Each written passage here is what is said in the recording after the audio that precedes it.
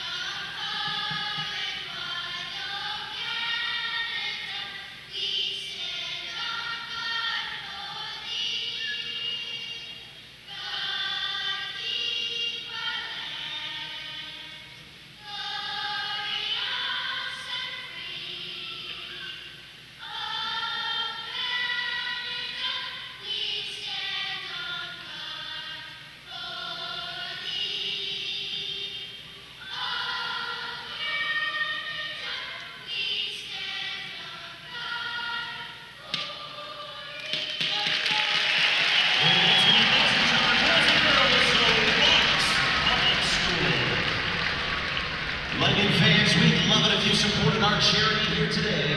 Youth Opportunities Unlimited, supporting local youth to build skills. And welcome, sports fans, to the Budweiser Gardens here in London, Ontario. I'm John Van Hollingen, along with Chris Croucher. We're going to call this game tonight, or this afternoon, on Family Day between two number one teams, Halifax Hurricanes and the London Lightning. Chris, your thoughts? Well, this is going to be a very interesting game, and one that I know everyone who's involved with NBL Canada is keeping their eye on. This is a heavyweight tilt we've got tonight. Of course, this is not only a battle of the two number one teams, but it's also a rematch of last season's NBLC finals, in which Halifax went to Game 7.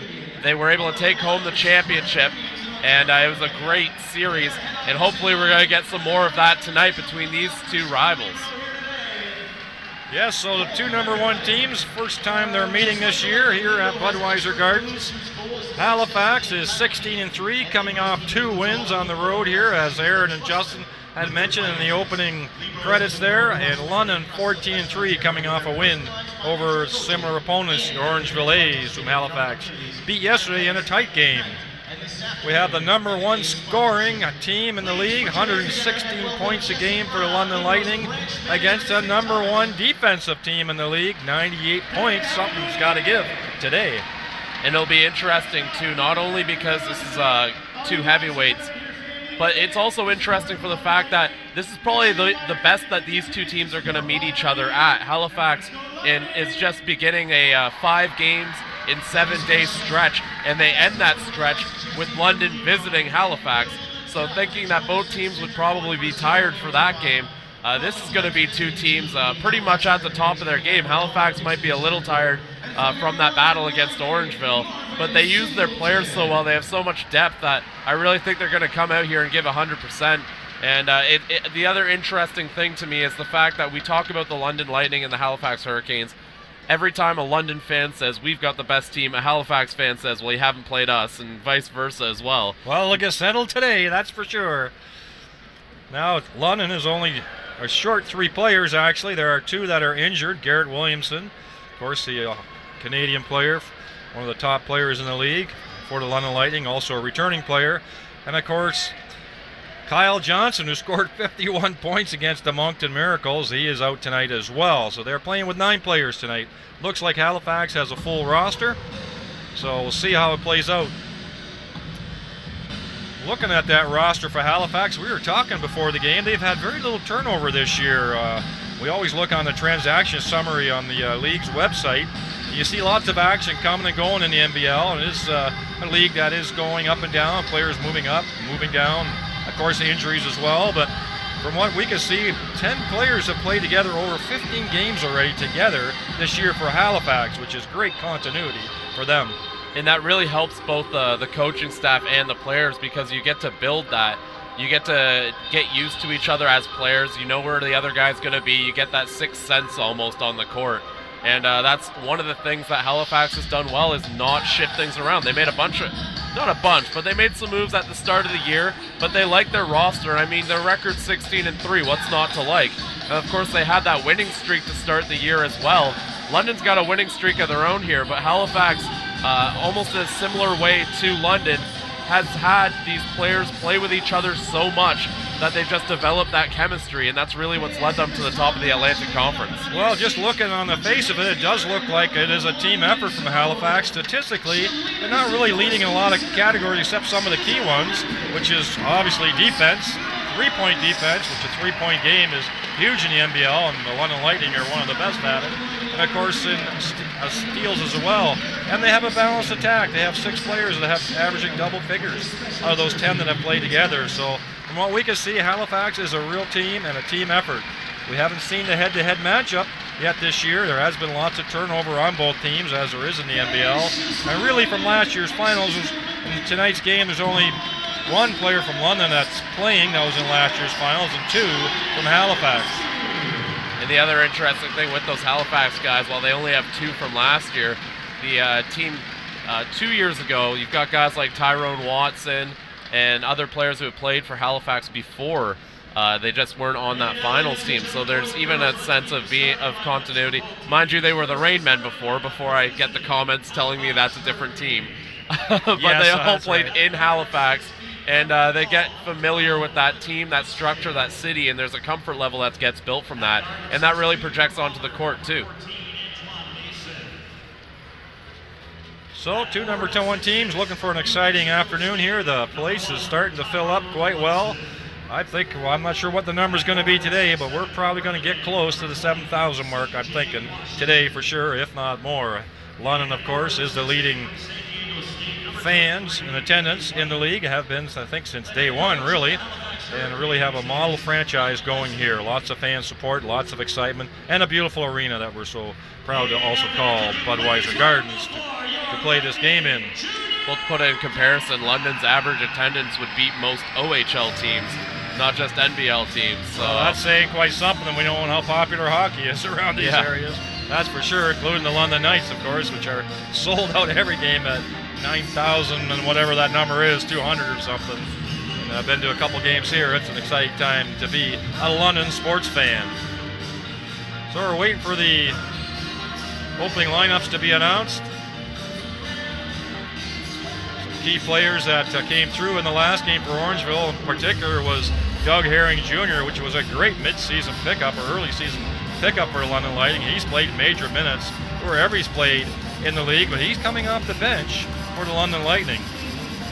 And an interesting guy too, especially with a Halifax matchup. Fans of the Atlantic Conference will be very familiar with Doug Herring Jr. during his time as a member of the St. John Millrats. And it's interesting, he got Player of the Week because he had a great scoring game last time out here on Saturday, and very much deserved. But the role he's mostly been filling while in London is as more of a distributor. He's playing, he's one of those guys who doesn't have to put up numbers. And that's the thing with the Lightning, is on any given night, it could be anyone who beats you. We've seen guys like Ryan Anderson go off for 30 points. We've seen Julian Boyd go off for 30 points. And the next game, they might only have like 5 or 6, and London still wins because each night it's someone's day to go on a scoring rampage. And it'll be interesting to see who comes out tonight and does that for the London Lightning. Well, I think the proof's in the stats there as well. If you're a stats guy, 9 players in double figures for the season for the London Lightning. So also a well-balanced attack, a lot of scoring options. So this number 1 defense is going to be tested tonight. If London's got their shooting shoes on or shooting eyes on, they're going to be tough to stop. I think Aaron and Justin are right off the top of the show. Who's going to control the tempo of this game is probably going to win this game, and that's probably true for most ball games, but I think in particular tonight, is defense going to win out or the offense? One of the other things to keep an eye on here is the ball handling at the point guard position. You've got very experienced point guards on starting point guard on Halifax and Cliff Clinkscales, who of course has been in NBL Canada for quite a long time and was on that championship team last year. And then you've also got Daquan Zimmerman, who's been just as good in terms of taking care of the basketball. Those two are number 2 and number 3 in NBL Canada for their assist-to-turnover ratio. And then the guy just announced here, Junior Cadogan, he's 5th in that. So the starting point guards and the guys who are going to be doing most of the ball handling for both teams, very good at taking care of the ball. They're not going to make too many mistakes, so it's really going to be about executing your game plan, because you're not really going to have a lot of opportunities for the other team to make those mistakes that you can take advantage of. You're just going to have to do your job just right. Well, we did see against the game against Orangeville on Saturday night, a lot of turnovers by London Lightning, but as you pointed out, in the fourth quarter where they pulled ahead and stayed ahead, no turnovers. And again, the turnovers were a problem. But after the first quarter, I'd say it wasn't as much of a problem. Then by the end of the game, it was one that was completely corrected. And you could say the turnovers also were attributed to the fact that they had just played the night before, or pardon me, they'd had a 9-day break in between, the opposite of playing the night before. But that 9-game break, there was a little bit of rustiness that was on the team when they hit the court on Saturday. That's not going to be the case tonight. Okay, so we're just about ready for the opening tip-off between the Halifax Hurricanes, 16-3, like I said, off the top, and London Lightning, who are 14-3, have played 2 less games. Introductions are done, players are coming on the court. I also like to say thank you to Chris in the comments. We'll make sure it's Taquan Zimmerman for the rest of the game. We got you. And we have one of my favorite refs also, Rich Stellick, who I know very well from my boys playing college and covering Fanshawe as well as Western in previous stints as an announcer and watching him at some of the international events as well. So it looks like the high-profile refs are here for the high-profile game. Upper Bowl looks like it's almost completely full. It does. And lots of the, what do you call those things? The They're knocking clappers, together. the thunder sticks, boom Thunder sticks, something sticks, like that. that's what they're called, yes. And they are deafening because they are right below us and right beside us. So hopefully you can hear us, sports fans. So starting lineup, Antoine Mason for Halifax. I can see out there. I also see Cliff Linkscale. I see CJ Washington, Billy White, and one more there I need to pick out. Let's see who that is. Looks like Tyrone Watson is the fifth starter. Joel Friesen along with Julian Boyd, Ryan Anderson, Royce White, and Junior Cadogan for the London Lightning. It's deafening in here, sports fans, and here we go with the opening tip-off. Won by the London Lightning and into Junior Cadogan's hands. So the matchup is on. Cadogan covered by Clinkscale, just Friesen up top. Down low to Royce White, who's a terrific post player, has a size difference there. Great spin move by Royce White with his left hand, puts it in for the opening basket of the game. Clinkscale bringing the ball up, guarded by Junior Cadogan. Early screen set, swarming defense by Cadogan so far. That's Tyrone Watson with the ball up top with Friesen on him. See what they're looking for. They're looking for Billy White with a great matchup against Royce White. The two Whites against each other, and he does the same thing. Spin around move, left hand putback. That's a mano-mano matchup, I think, tonight. We'll see how that plays out. Cadogan with the ball to Julian Boyd, who's been a high scorer. Ryan Anderson, of course, a top 3-point scorer in the league. And Boyd with his familiar spot from up top. That's Friesen trying to get the ball, tips it out of bounds. And ref Rich Stellick calls it for Halifax Hurricanes. So see what kind of tendencies we have here. Both teams have gone inside to start their offense. We got White against White, which I think is a premier matchup tonight. White, of course, Billy that is a scoring leader for Halifax Hurricanes, though they do have balanced scoring throughout the team. This is Mason. Ball gets stripped by Anderson, comes back to Halifax. Looks like double dribble call that time. Not a call you usually see too often here. No first turnover by Halifax. Cadogan, primary ball handler for the London Lightning most of this year, has been the starting point guard and has the ball in his hands a lot. And to his credit, has a very low turnover rate. That's a fall-away shot by Anderson. That is his favorite spot, but that looked like he didn't get his feet set underneath him that time. Ball up top. Nice little finger roll by Halifax. Unable to convert was White, or CJ Washington that time. Still going to be Halifax ball with 13 seconds left on the shot clock.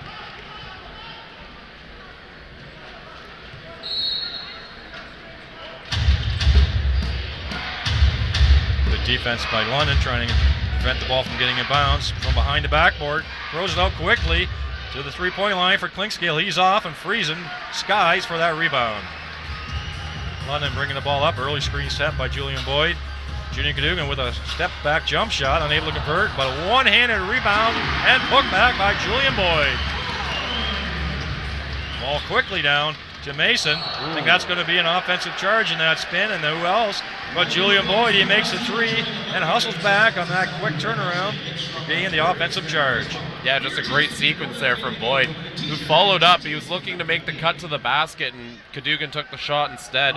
And he did a good job of following up, kept going to the basket, got that rebound, nice touch around the rim, and then the hustle back. That's really what's kind of been a big thing about Julian Boyd, is that he hustles back on defense after he makes those plays. This is Royce White underneath, stepping under to Julian Boyd. Unable to make that 15-footer. That's usually his bread and butter shot off that assist from Royce White. They've been good chemistry this year. Inside power move this time by Hurricanes. That was Billy White, or Washington, trying to pound it inside. Washington trying to get that rebound, but Boyd boxes out well. Here comes Junior Cadogan, head down, going to the hole. Left-handed, puts it down. Halifax not back on transition defense, and Junior Cadogan took full advantage. That's one of the ways London likes to hurt you. They're all about their transition game. Quick double team again. We saw that last game against Orangeville as well. A quick double team on the guard. This is Washington bring the ball in for the little alley-oop.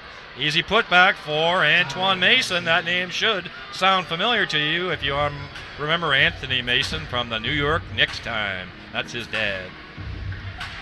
Boyd up top, waiting for the play to develop. He's going to take the jump shot. He likes that shot. He missed his first one there, but he made his second one. That's where he lives. 15-footers. His bread and butter shot.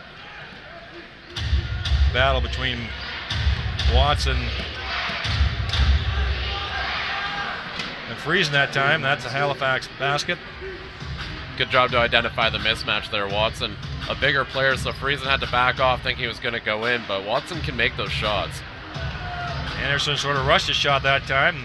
He does have a green light to shoot. He does make the most threes in the league. Nice to the hole, a little too strong for Washington that time. And Royce White with the rebound. London pushing the ball up. Early screen by Boyd to Anderson. Like I said, Julian Boyd will take that one every time. That is his favorite spot. Just to the left top of that three-point shot. And that's Boyd's third basket already early on. Halifax is going to have to pick up that. They're focusing in on Boyd, and he's taking the shots. It's Tyrone Watson with the ball. Clinkscale up top into Watson with the mismatch physically. You're right. Coming in, dribbling inside. Clinkscale off balance. Awkward shot. It got intimidated, I think, by Royce White that time. But White never did come over to challenge it. This is another thing that we see in London. The biggest player on London handling the ball quite a bit, which is Royce White. That time a turnover. The pass. Strong drive to the hoop by C.J. Washington, and Royce White gets his first foul. 7 minutes to go in this first quarter, and that has been a troubling stat this year for Royce White. His playing time has been somewhat limited by his tendency to foul early in the game. Well, we saw the impact it had in the Orangeville game last time, where Royce White had some foul trouble early and didn't really get to play too much in the first half. But then in the second half, when he was able to come in and get some actual solid minutes, that's when London started to pull ahead, and then again he had foul trouble. They had to pull him back out, and it wasn't until maybe late in the fourth quarter that they really sealed a game that they had a big lead for most of that second half in. Washington makes both of his foul shots, 11-8 for London Lightning halfway through this first quarter. Early screen set by White. Cadogan. Looks like White couldn't slide to the hoop, but he did get the big mismatch and able to jump over the much smaller Clinkscale, put it in the air off the backboard. Smooth hands by Royce White. Good job by Cadogan to identify that mismatch too and just make the right play. This is Washington with the ball up top with Clinkscale. Again, a double team behind the back pass. Washington steps up to the foul line, banks it off the board. A la Tim Duncan, San Antonio Spurs favorite of mine. There's my first reference to San Antonio. As you know, I gotta get at least one in. I'll try to be careful today. Cadogan up top. There's Boyd again from the other side. Not exactly his favorite spot. Unable to convert that time. But like I said, London will shoot threes at any opportunity. If you leave them alone at the three-point line, they have at least 4 or 5 consistent three-point shooters on this team. Well, even the guys who aren't necessarily the best in percentage with Cadogan and White, they don't shoot a ton of threes, but they can knock them down if you leave them open. That was White being physical that time on his counterpart, White. Joel Friesen drive into the hole. A little step over, Euro step as we would call it, and making the left-hander. This is Billy White taking it hard to the hole again. A little too strong, a little challenged by London that time. Behind the back in traffic by White.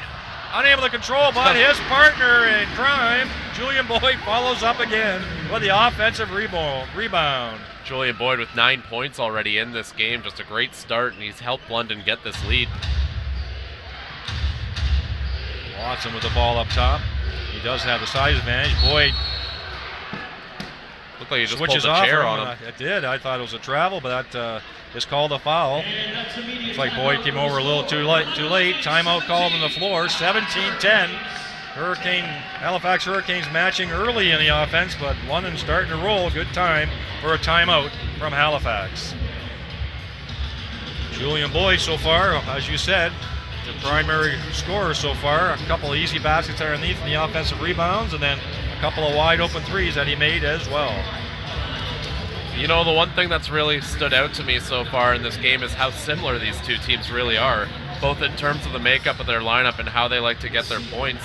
There's been a lot of similarities, both in the way the roster is built, even where you see for Halifax, you've got two guys. You don't need a 7-footer. They've got a 6'9" forward and a 6'7". Pardon me, they're both 6'7" actually, in White and Washington.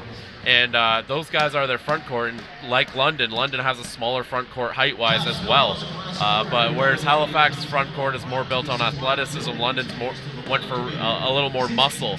And so far, Julian Boyd's done a good job of taking advantage of that and getting some points. And he's a guy that you kind of forget can shoot those threes, because you see him and he's such a big guy size-wise that you don't really think he's going to be drifting out to the three-point line too much. You think he's going to play inside. And he can catch you off guard by making those three-pointers.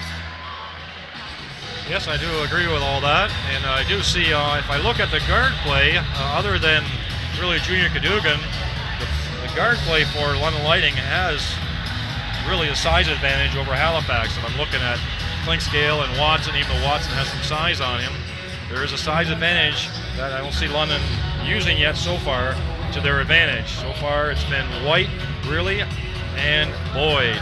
As we said, I'm not going to call them Batman and Robin. I don't think that would be good, but I do believe Boyd's scoring more points than White is, but they have made a dynamic duo here, if you want to call that, here in the London Lightning. They have been starting most of the games, and they really have got a good chemistry together, even though this is the first year they are playing with each other.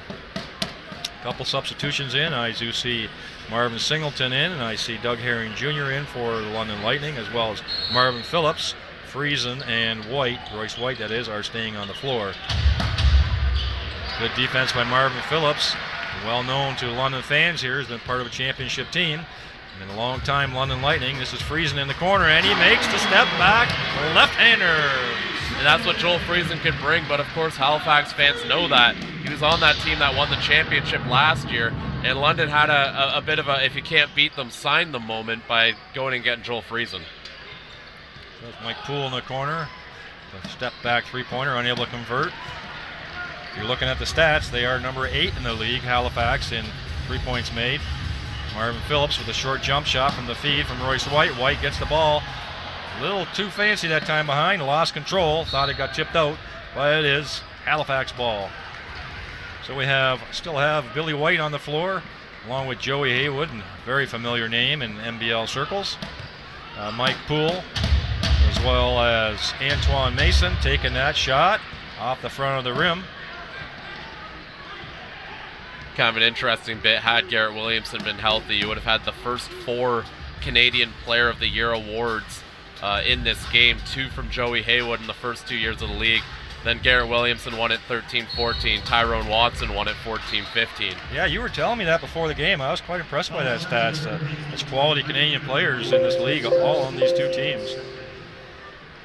Pushing foul that time against White, against the other's counterpart, Royce White. London ball on the side. Joel Friesen steps up for the 3, same spot, that time an air ball, unable to convert. I don't think he had a good sight. Nice bounce pass that time, but unable to convert or hold on to it was Mike Poole. Now is Friesen hustling back. This is Singleton with the ball up top, throws it up to Royce White. Like I said, he has the ball quite a bit of time above the three-point line. His teammates are looking for him to make that entry pass. This is Phillips with a huge mismatch here, and he just does a spin around and holds off Mike Poole with his strong shoulders and gets to the basket for the easy finger roll. Just the footwork from Phillips to execute that spin move, that was beautiful. An identification by Royce White for the mismatch as well. 22-10, London on a roll here. Halifax struggling this time to find their offense. Joey Haywood in the corner. Antoine Mason with the ball up top. Quickly hounded by Mike Singleton. Going to the hole and got beat off the dribble to Singleton that time. That's Antoine Mason. This Doug Herring Jr., like we said, coming off the bench for the London Lightning. You are right, he's a facilitator to start with, but last game when he needed to, he started scoring at a prolific rate and pulled his team ahead of Orangeville. Haywood bringing the ball up quickly to Poole, into the corner to Billy White. He hasn't really seen much of the basket so far. He's had a tough time. White stayed with him that time, Royce that is, made it a difficult spin around shot. And here's the slow motion layup. That time Joey Haywood slaps the ball away from Royce White. Free shot for Mike Poole in the corner, unable to make him pay again. Halifax is having their share of three-point open looks, but unable to convert so far. That's going to be a Halifax ball on the end with Friesen hustling after that rebound. First look at Anthony Criswell, number 22, coming in for the London Lightning. Another former Halifax Hurricane. He spent some time with them last season. Yes, there's lots of familiarity in the NBL between the players and player movements and from year to year. Nice pass inside by Mason, but Fans, don't forget to stop by the Bell booth out in the concourse. They've got some incredible deals and new emerging technology. that'll be C.J. Washington going to the foul line. He made his first two. 22-12, 2.5 minutes left in this first quarter.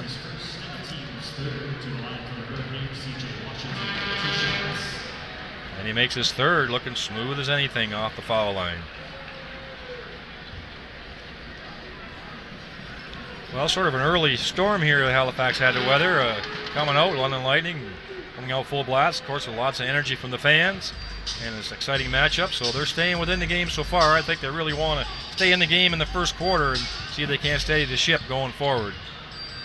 Marvin Phillips with the ball again with a mismatch. Doesn't take him off the dribble, though. This is Criswell. This is into Phillips again. Turn around. Fade away. A la Akeem Olajuwon. How's that? That's like Olajuwon's one of my favorite shots if you're an old-time NBA fan.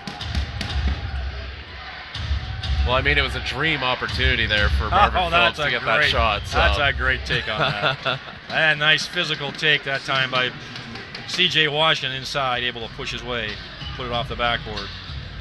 This is Herring with the ball up top. Singleton beating his man off the dribble and taking it hard to the hole. He gets hammered on the way there. Makes a nice crossover dribble and takes it all the way to the basket. Marvin Singleton not getting a lot of playing time this year, but definitely earned his way onto the squad. Gets rave reviews from his teammates and his coach for his hard work and his IQ, basketball IQ. And he's getting some early playing time here against the best team in the league, record-wise, Halifax, 16-3. You know, when you're constructing a roster in NBL Canada, you basically have a number of spots that are pretty much locked up. Those are guys who you made big announcements about their signing. They're part of your publicity and all that. But then there's a couple spots that you really got to fight for, and Marvin Singleton's one of those guys. He came into camp and he really battled for that spot. He really battled to make this team, and he's really stuck and done a good job with the limited minutes he's been given. Makes both of his free throws that time. This is Haywood doing a great job. Little dribble penetration. Awkward looking three-pointer that time by Ronaldo Dixon. Also a Canadian talent. Ball into the corner to Criswell. There are some size mismatches here, you can see. And it looks like he got him on the elbow, did Billy White. Sort of a cheap foul for White. That was a tough shot for Criswell, that fade away. He had held his position well. Got bailed out by the foul. Criswell will be going to the foul line for two. 10-point difference. With a minute 21 to go. Yeah, now that the game is partway into the first quarter, I'm looking around the crowd. There are very few empty seats on each side of the courts. Of course, the seats on the far ends are not as full because they're a little bit farther away from the basketball court, being a hockey arena, but the top gallery is that's packed. I think in terms, I don't know if this is a record-breaking crowd attendance-wise. This is the fullest I think I've seen the upper bowl. They got a really good crowd out for this one. Good matchup here between Herring and Haywood. He gets quickly double-teamed, which London's been doing more and more of. Halifax does the right thing, takes it hard to the hoop. No foul call. Looked like a little body contact that time. Mason a little bit out of control, but he took it hard to the hoop.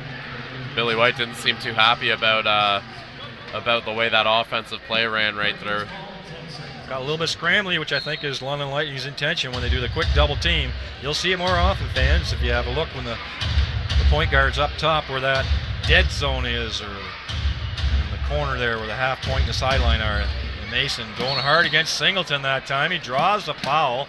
That's a good physical matchup between Mason and Singleton. You know, we've consistently seen Mason being covered by guys who are really more of a small forward type. A guy like Marvin Singleton we saw earlier in the game too. It's been more of the larger wing players who've been covering Mason, and I have to think that's intentional. Mason, of course, he's not the biggest guy on the court out there. He's only 6'2", but he's a guy that can really score. He's been probably the most efficient wing player this season, and that has to be intentional, that they're trying to see if they can, I guess, bully him a bit with a bigger defender. So makes both his foul shots, heads off to the sideline, substitution made. Our first look at Kareem Canty. We know him from early in the season, a Lightning player that moved over to Halifax after a couple games. Herring Jr. into the corner, wide open Phillips, doesn't take that three-pointer. He wants to get inside, nice little ball fake, off the backboard, and in he goes. Again, Phil's playing his 100th game tonight, actually, his 100th NBLC game. So he's going to be looking to put on a show tonight. Here's that quick double team again. Quickly, the ball gets rotated into the corner. Out to the side, a jump shot in the corner from who else? Joey Haywood. One of the reasons why he is one of the best All-Canadian players. Quick jumper from the three. I believe that's the first three-pointer that Halifax has made in this quarter. It is. 30-21. 12 seconds left. The shot clock, score clock are about the same. Anderson out for that possession. Criswell with a spin move. A little good body control that time. A wide open shot for Marvin Phillips. Great patience by Criswell that time. Realizing he had nothing. Able to throw the ball into the corner where Marvin Phillips had slid for another three-pointer by the London Lightning, opening that up to a 12-point lead after the first quarter. So what are some of the storylines you're seeing here in this first quarter? I think it's more, London's having a great quarter. He scored 33 points. That's a very good scoring quarter. But I think for Halifax, what surprised me is there seems to be a lack of execution going on. We haven't seen a ton of plays that really worked smoothly. A lot of them end up getting blown up, and you end up having to have some sort of one-on-one matchup because you run out of options. So I think that's really been the problem. Halifax only shooting 31%. And has only 1 for 7 from three-point land. So that kind of speaks to the fact that they're not getting those open looks that a set play might get you. Also, the London Lightning doing a good job on the boards. It's 13-8 rebounding right now, and I think those extra opportunities have helped London pull ahead into a 33-21 lead as well.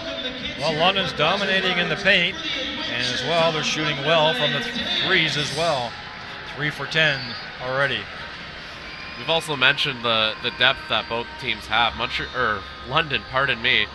London really went to their bench depth early, and they got 13 points off of the bench in that first quarter alone. That's a pretty large number, and I mean, 9 of them come from Marvin Phillips, who's having a fantastic game in what is his 100th NBL Canada career game, and he's got 9 points in the quarter, as well as Julian Boyd also had 9 points. Those two numbers lead the game. And of course lead London. Leading scorer for Halifax Hurricanes, CJ Washington, with 8 points right now. Well, I keep saying you bring a Doug Herring Jr. and a Marvin Phillips off the bench for the London Lightning. Even when they're only down to 9 players, they're still coming off the bench. What does that say about the depth of the London Lightning? Those are 2 former NBLC All-Stars coming off of the bench, and that's why London's really just been fairly dominant in the Central, and I don't think we're done with Halifax. If we sound a little negative, there's definitely plenty of opportunity for Halifax to come back in this game, and I mean, if there was any team, I think the Atlantic's finest would be the ones to do it.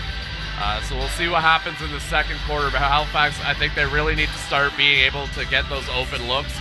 And even if you just get those open looks from three-point land, even if you don't convert on them, you at least get the defense thinking about them.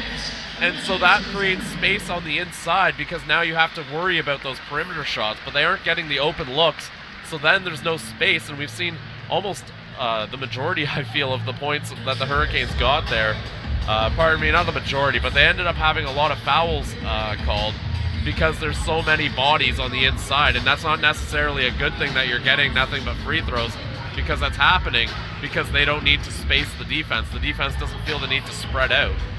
Yeah, they're 6 for 6 from the foul line, or the Halifax Hurricane. That's helped them keep this lead down to 12.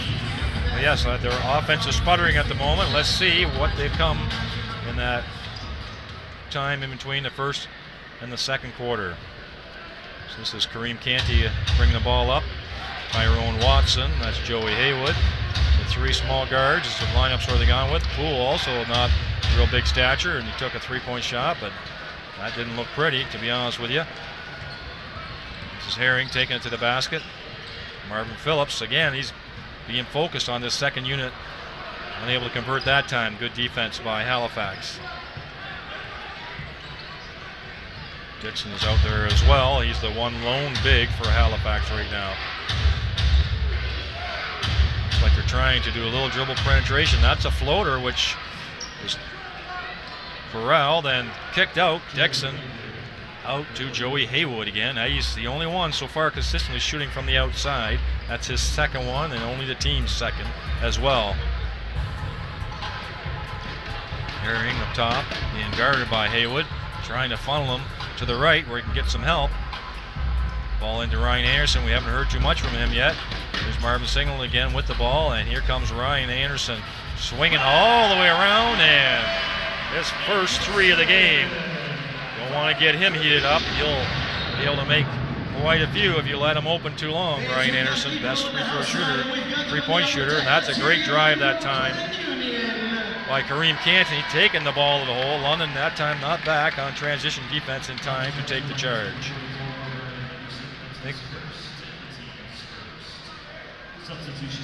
Still a 12-point lead. Couple substitutions again. Joey Haywood going off, along with Mike Poole.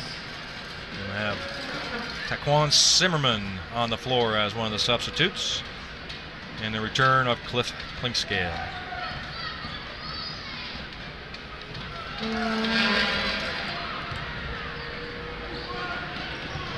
So again, foul shots. Halifax doing a great job on the foul line. Perfect so far on the foul line.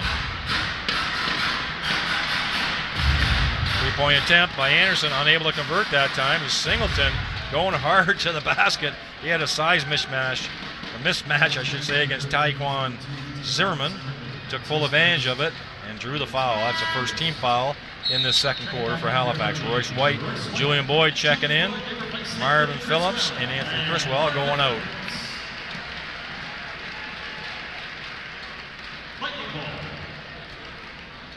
So the London ball down at the end. Herring still on the floor. Singleton takes advantage of driving to the hoop, but a great block from behind by Ronaldo Dixon. Didn't look like Singleton got much lift on that layup, unable to power it through. That was a set play from London and worked almost to perfection, except great recovery by Ronaldo Dixon. Yeah, Ronaldo Dixon, another interesting guy. He actually was in camp with the London Lightning at the start of last season and got traded when the Lightning acquired Nick Okori. Eventually he found his way to Halifax and really stepped in and did a good job as one of their Canadian players last season. White unable to convert. He had muscled his way down, but unable to put that left-hander in. Blow by Halifax that time, but great defense. That was Canty again, taking it hard to the hole, but London responded well. This Doug Herring Jr. driving to the hole. He got hammered that time by Ronaldo Dixon. Couldn't get his feet set to draw the charge, and the Herring is going to the foul line. That's twice now that Canty has driven it to the hole hard, and London able to stop that time and get out in the fast break. I don't think his teammates expected him to go that hard to the hoop. Singleton off, Friesen back in.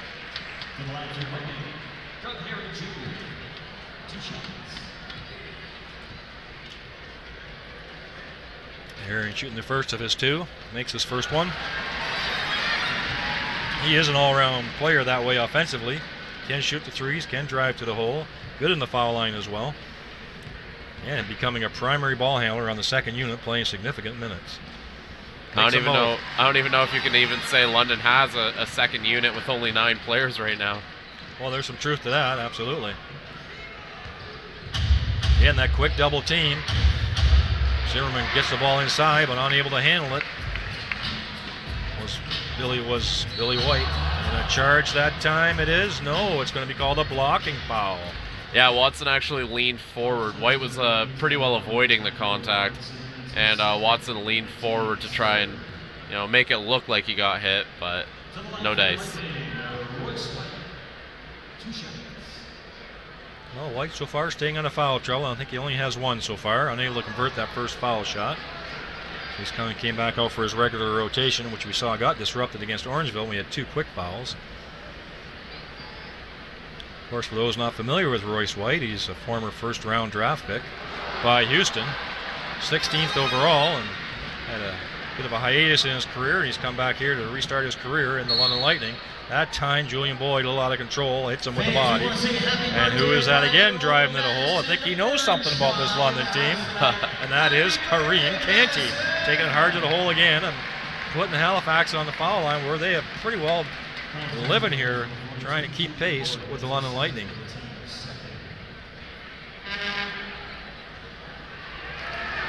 And this is his first one.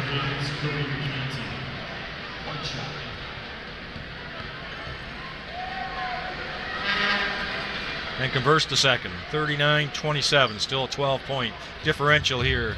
A few minutes into the second quarter, Halifax holding their own, not letting London run away with it. Royce White going hard to the hoop, unable to convert his second time. Typically he doesn't miss those. Those are usually high percentage shots for him, but maybe just a little over anxious or a little too strong inside. But definitely a good power move again by Royce White. Trying to free up Anderson, it looks like. Comes to White, quickly to Boyd for the 3-point shot. Unable to convert. Great box out underneath there by Kareem Canty on Ryan Anderson, a much taller player. He gets the rebound. A quick 3-pointer that time, and it's made that time by Taekwon Zimmerman. Well, Taekwon Zimmerman making that 3 is really big. They needed him to get there and do some spacing, but Doug Herring Jr., answer of his own. And he did that last game against Orangeville as well. We saw some mano-mano as well. He was upset that his player had scored a 3, and he came back and scored one right away and did it here against Halifax as well. Dribble penetration, nice handoff to Tyrone Watson, who is strong underneath and gets hammered. And London, again, fouls are starting to pile up. Not necessarily any individual in trouble at the moment, but there is a lot of fouls being committed by London on those dribble penetrations to the hoop by Halifax. And Watson again, clock is stopped. They're on the foul line, 2 free points. This is a good way to control the tempo for Halifax. Missed that time. They were shooting the ball very well, Halifax, earlier. A miss that time by Tyrone Watson. He misses both of them. That's Zimmerman with the rebound in the corner, guarded by a much taller man, Julian Boyd. He's got advantage for the quickness. A lot of physical play underneath by Junior Cadogan. And Tyrone Watson, a foul called on Cadogan. That's the 4th team foul in the second quarter. We're only at the 8.5-minute mark. Yeah, Cadogan doing just about everything he could there against the much larger Tyrone Watson. Yeah, that was almost a foul waiting to happen. So Canty with the ball up top. Again with Zimmerman. Dribble penetration again. Little handoff that time. Spin move. Looked like he traveled, I believe. Ronaldo Dixon trying to do a post move on Royce White. Shuffled his feet in the process.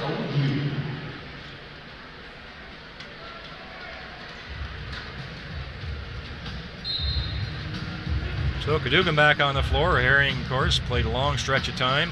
Not much drop-off between the two, that's for sure, when you can put in a Cadogan and a Herring at the point guard position. Royce White with a crisp pass over to Julian Boyd. A little fall-away, draws a foul, and throws it up, and it rolls around for a friendly roll, hometown roll for Julian Boyd. Well, I don't think he had any ambition of making that shot. He was just kind of throwing it up there, and Lady Luck showed her nice side there and let Julian Boyd make that bucket. Now he's got a chance to at the and one play.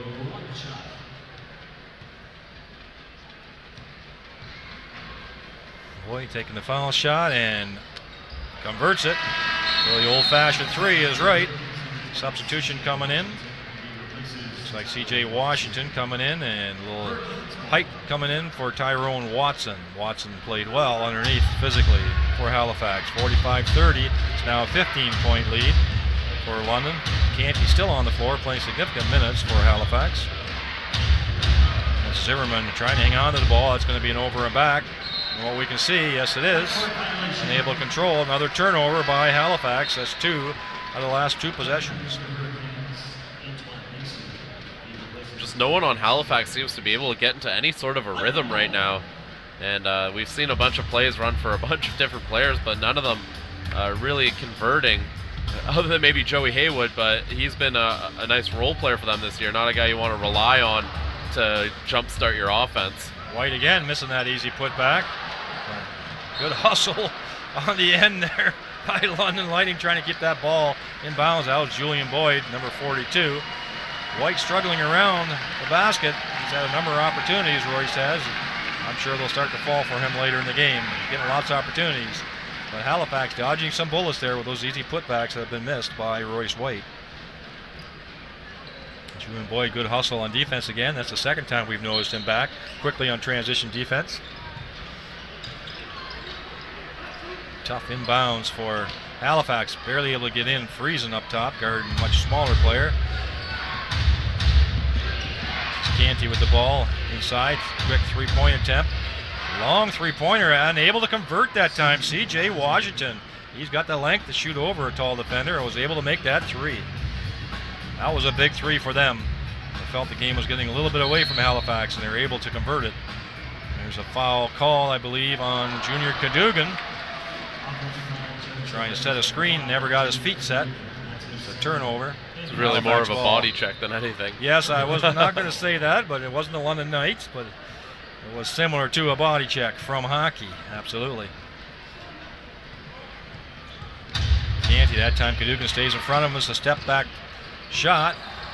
Great ball control, foot control, body control by Herring Jr. Going hard to the hoop and a reverse layup. Unable to convert. That's still going to be London ball. He was looking for the foul, and no foul called.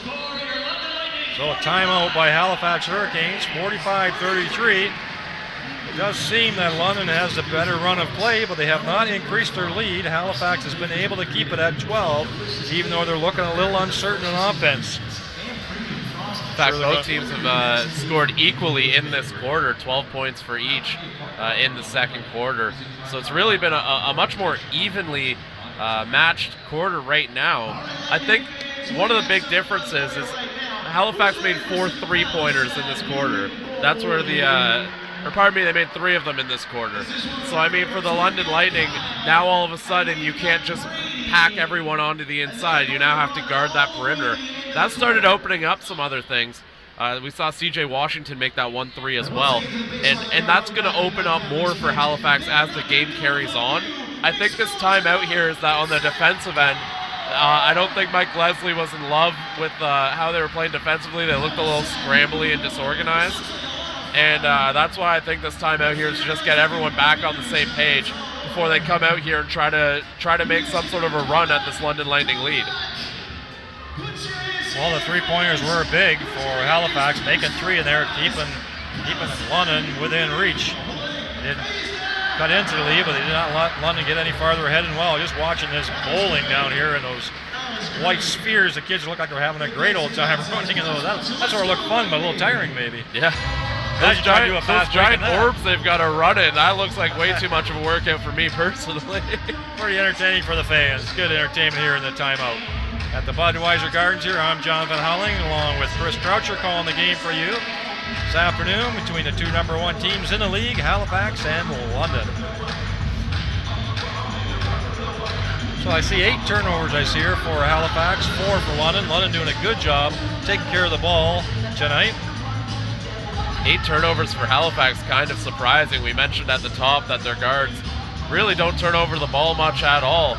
And forcing 8 of them, that's not a huge number, but when London's only committed 4 turnovers, it starts to look a little worse. Okay, so it'll be London ball off that drive by Doug Herring where was no foul called. It's going to be Friesen in the corner, not able to get a 3-point off that time. Into White, he's going to see if he can work his way down. Muscles his way, great defense that time by C.J. Washington, staying with White, and they get the ball back. Mike Poole up top again. A little bit of physical contact underneath there. I don't know. Doug Herring Jr. had a much taller player he was guarding that time in C.J. Washington. A foul called underneath. That's a 6-team foul, though he should be shooting on the next one. And we still have nearly 7 minutes left to go. So Halifax doing a good job putting the pressure on London for the fouls. Up top it is Joel Friesen. Looked like a bit of an offensive charge there, but Friesen played that up pretty good. Unable to convert. In the corner was Zimmerman. This is Herring with the ball up top. Crossover dribble, trying to draw the foul. Sort of off balance shot. A little bit of a force. Was trying to draw the foul. Was unable to get it. Quickly down the floor. A quick 3-point shot by Antoine Mason. Unable to convert. London has a rebound. They're coming back up the floor as well. Here comes Friesen with the ball. These two have been jawing at each other. They want this matchup. Again, good help defense that time by Ronaldo Dixon, number 22. He's out there on Joel Friesen's drive to the hoop. Halifax tightening up on defense. We did say they were the number 1 defensive team in the league. These last few possessions, they look like they're really starting to get more and more in sync on team defense. Stuff on Royce White, and that time on Joel Friesen. Ref just came over and gave a little warning to Friesen and Antoine Mason. They've been getting into each other's grills a bit. Boyd up top with the ball, trying to beat his man off the dribble. And again, another terrific play by Ronaldo Dixon, staying with Boyd, who is tough to guard at any time. Again, Halifax pounding it inside on the dribble penetration by Antoine Mason, trying to draw the foul, unable to get it that time. London Lightning players talking to each other about what they want to do on offense, particularly Herring and Boyd. Lots of good communication there for the London Lightning. So Halifax is still holding it at 10, and their defense is tightening up. We did expect them to put out a good defensive effort here. There is 45-point score by London in this first half, so they are on target to hit their 116 the way we're going. Looked like somebody got run over down underneath. I believe that was Friesen. Again, stepping into traffic. That is a foul on Antoine Mason. That's what I thought the refs had called. So Friesen holding his position. Another turnover for Halifax. That's one of the ways Friesen can be pesky too. Is not only is he talk quite a bit on the floor to opposing players, he also draws a lot of calls like that.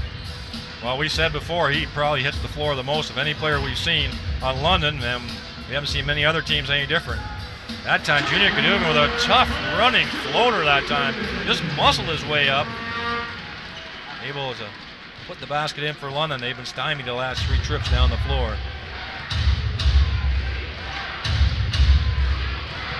Halifax up top. See what kind of offense they're running here. Looking like they're putting it into the post.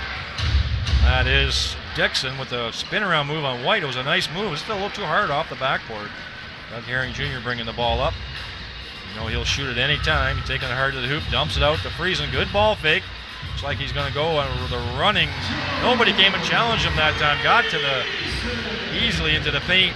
A little layup for Friesen.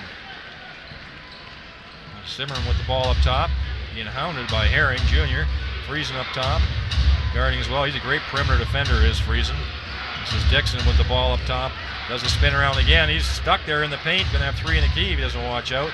Zimmerman doing a good job there by Herring, but in the end, Zimmerman gets the best of him. That was good defense till the last second, and he was able to get his shot off. Was Taekwon Zimmerman.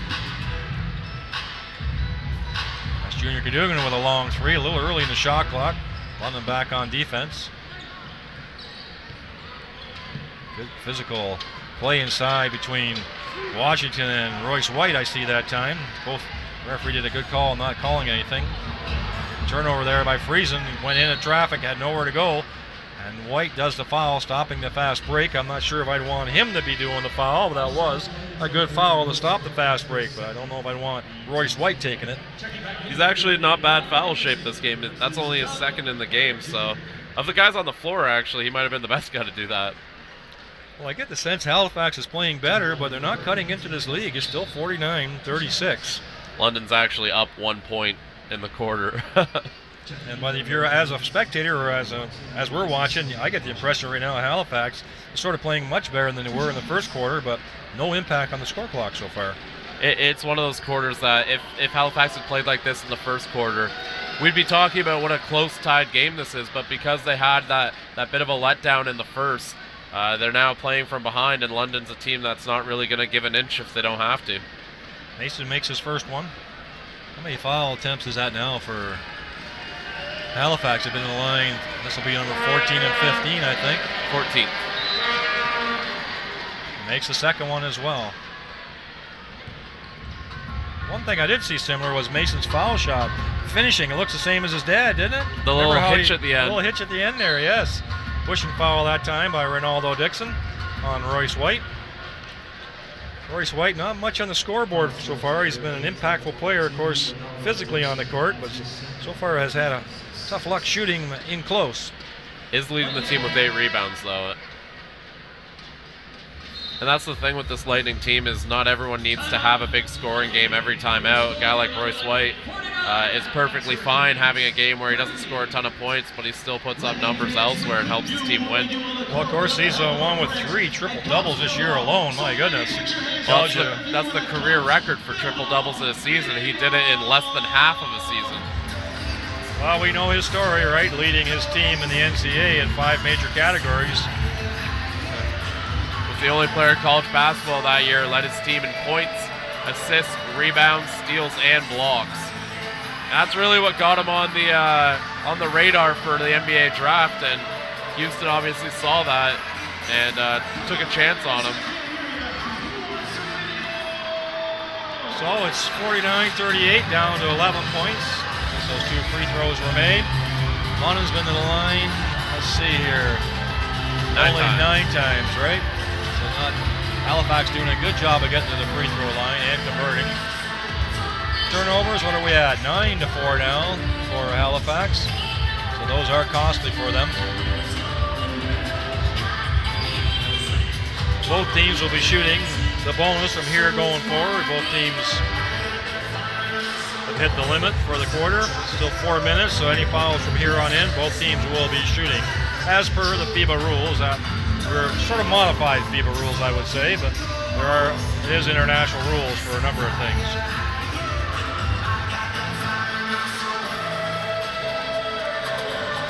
So London's possession down the far end of the court. Halifax taking their time out of the timeout. 11-point game, 4 minutes left in the second quarter.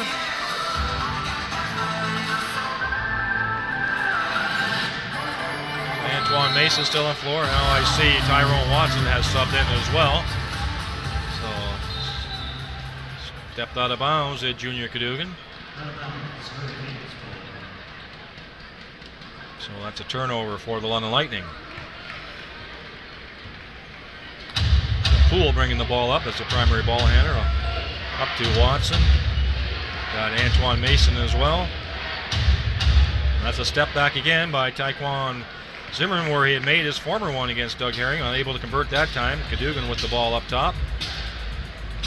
Nearly a turnover there. Ryan Anderson's far out to Royce White. He's trying to muscle up. Finally puts it off the backboard. Now I think he can have his way down there anytime he wants, from what we can see. The lead pass just a little too far, and Tyrone Watson nearly wipes out on that sign on the end. Able to keep his balance.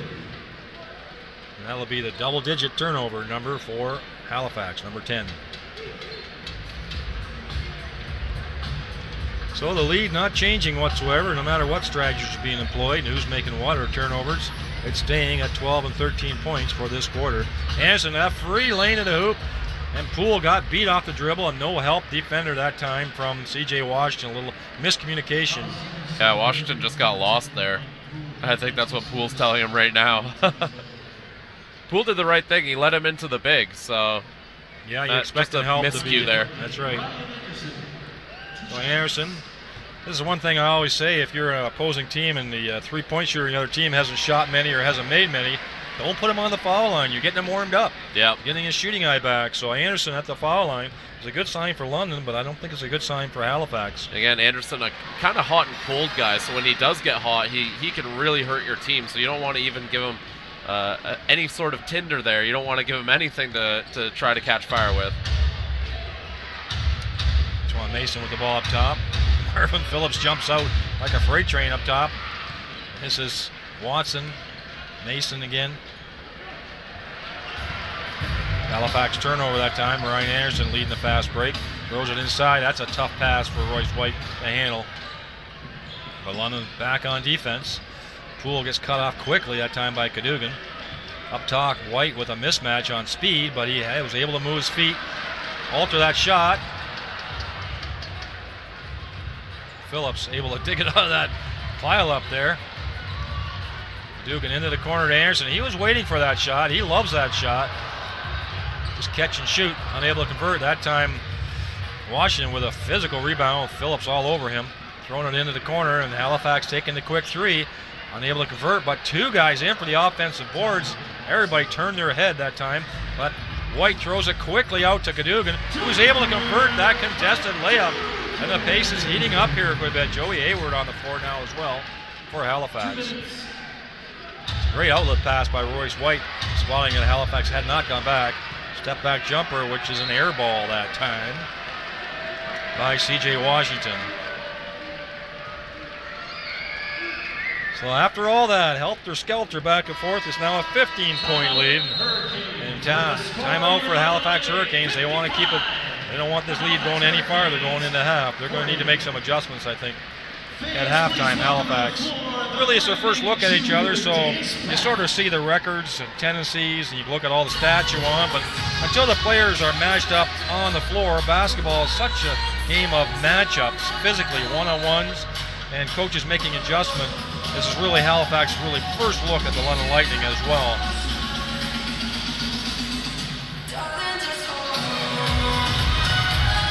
So we got a little over 2 minutes left in the second quarter. What kind of shooting percentages are we at now for Halifax and London? You got 41% shooting for the London Lightning, and Halifax struggling, only 30% from field goal range. And then three-point, though, Halifax not doing terrible, 33%, London 31%, so they're both pretty much even three-point shooting. It's just been about actually making your shots inside the arc.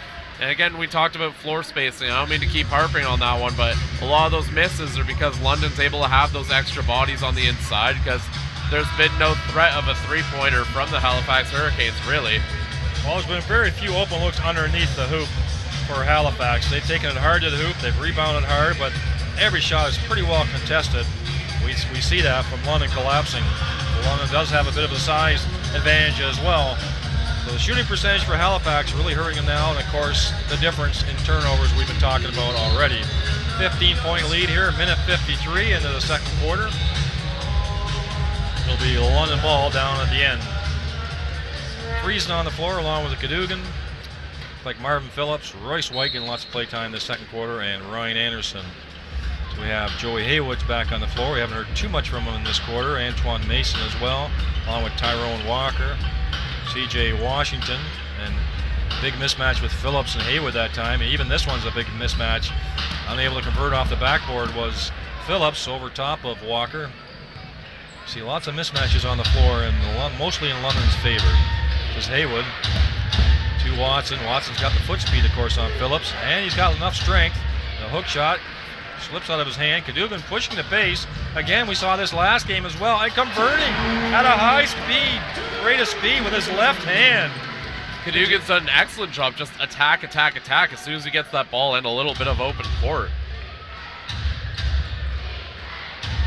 Haywood up top. Anderson has a tough cover with Haywood. It's like an extra step that time. White, I believe, knocked that ball out of bounds with a little bit of help defense. But Anderson had Joey Haywood's mercy that time, speed-wise. Watson in the corner with Phillips on him. That's a great physical matchup, really. Watson has the advantage on the dribble penetration. He makes him pay that time against Marvin Phillips. Not enough help didn't come quick for London Lightning. White up top to Anderson. He contested that time. And a nice play, set play from Anderson to White with a soft layup. White starting to make his effect feel on the scoreboard as well. I'm not sure what that's called. The Friesen's on the floor again, and that was Joey Haywood just driving down through the lane. Somehow or other, the contact is called on Haywood, and Friesen's laying on the floor. He gets the foul. Yeah, Haywood stuck a leg out when Friesen was trying to go around, and that just kind of sent Friesen flying. Substitution in. C.J. Washington, who has played well, and good physical play as well inside. This is Anthony Cox. We haven't seen much of Billy White lately as well. Not sure what's happened, if he's been sitting on the bench quite a bit in the second quarter. Leading scorer for Halifax. Nice no-look pass to White. He physically puts it in. This time he muscles it in. He's starting to find his touch around the hoop, and that's a dangerous sign for Halifax. It's now a 19-point lead here. Halifax with 5 seconds left on the shot clock. Haywood, see what he can get off. Phillips, good step out. Haywood throws it up, unable to convert. Now there's a big push at the end. Primarily Royce White being fed by his teammates, taking it to the hole and able to convert and extend that lead to 19 points at halftime. So London Lightning 61, Halifax Hurricanes 42. We'll come back with some halftime thoughts as well with Aaron and Justin.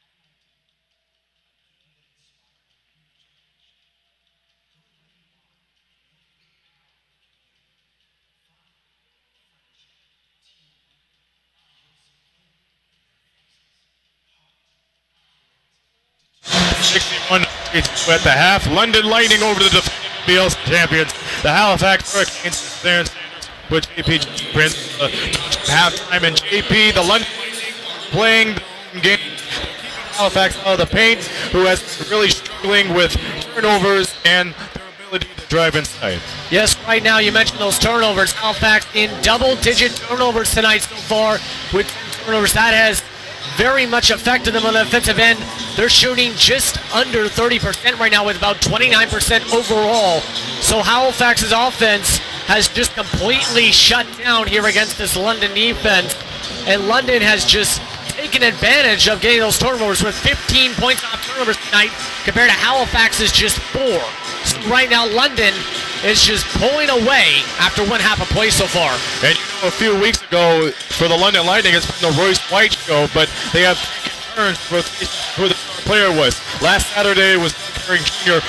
Afternoon, Julian Boyd stealing the show once again. Yes, Julian Boyd right now with those 12 points and 4 rebounds. And right now he's also shooting 50% from the field with 1 3-pointer in there as well. So he is leading this team big time along with Royce White, who has his 9 rebounds along with his 3 assists. So right now the big men are stepping up, especially Boyd and especially White here on the big stage here tonight. And on the other hand, for Halifax, we knocked on them just a little bit, but on the positive side, C.J. Washington is one that's doing the business for them. So doing a good job. What's his stat line looking like? Yeah, with C.J. Washington, 11 points and 2 rebounds, 3 of 6 shooting right now. He is the only player for Halifax in double-digit points right now. So right now, Halifax, in my opinion, has to start getting more players involved because London has been doing that, and in turn, most of their players have 5 points, 8 points right now. Everybody's had a hand in the scoring for London. Halifax, it just hasn't come together right now. Indeed. We get out of this one. Let's quickly talk about the NBLC Players of the Week that were announced yesterday for the week of February 19th. On the Atlantic Division, it's one guy who just came out right out of the gate for the Moncton Miracles, Melvin Johnson, and he has a franchise record of some sort. Tied a franchise record, pardon you there, as he tied the most 3-pointers made with 10 after this previous week there with Moncton. Yes, Moncton's kind of struggling record-wise right now, but he is also with him right now. He's been playing well overall as a player for Moncton. On the Central Division, Doug Herring Jr., London Lightning. With Doug Herring Jr., of course, he's been playing well as well for this team.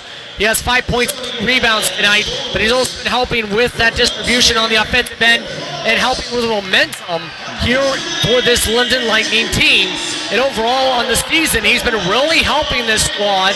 And as some have described, and speaking to some people before the game, they described this as possibly one of the best teams London's ever assembled. And he's one of the main reasons why, with some of those mid-season acquisitions, like Marvin Phillips, like Carey Jr., that are helping this team as it starts to gain towards that playoff push. And it's that veteran leadership that makes the London Lightning a formidable contender for the NBL championship.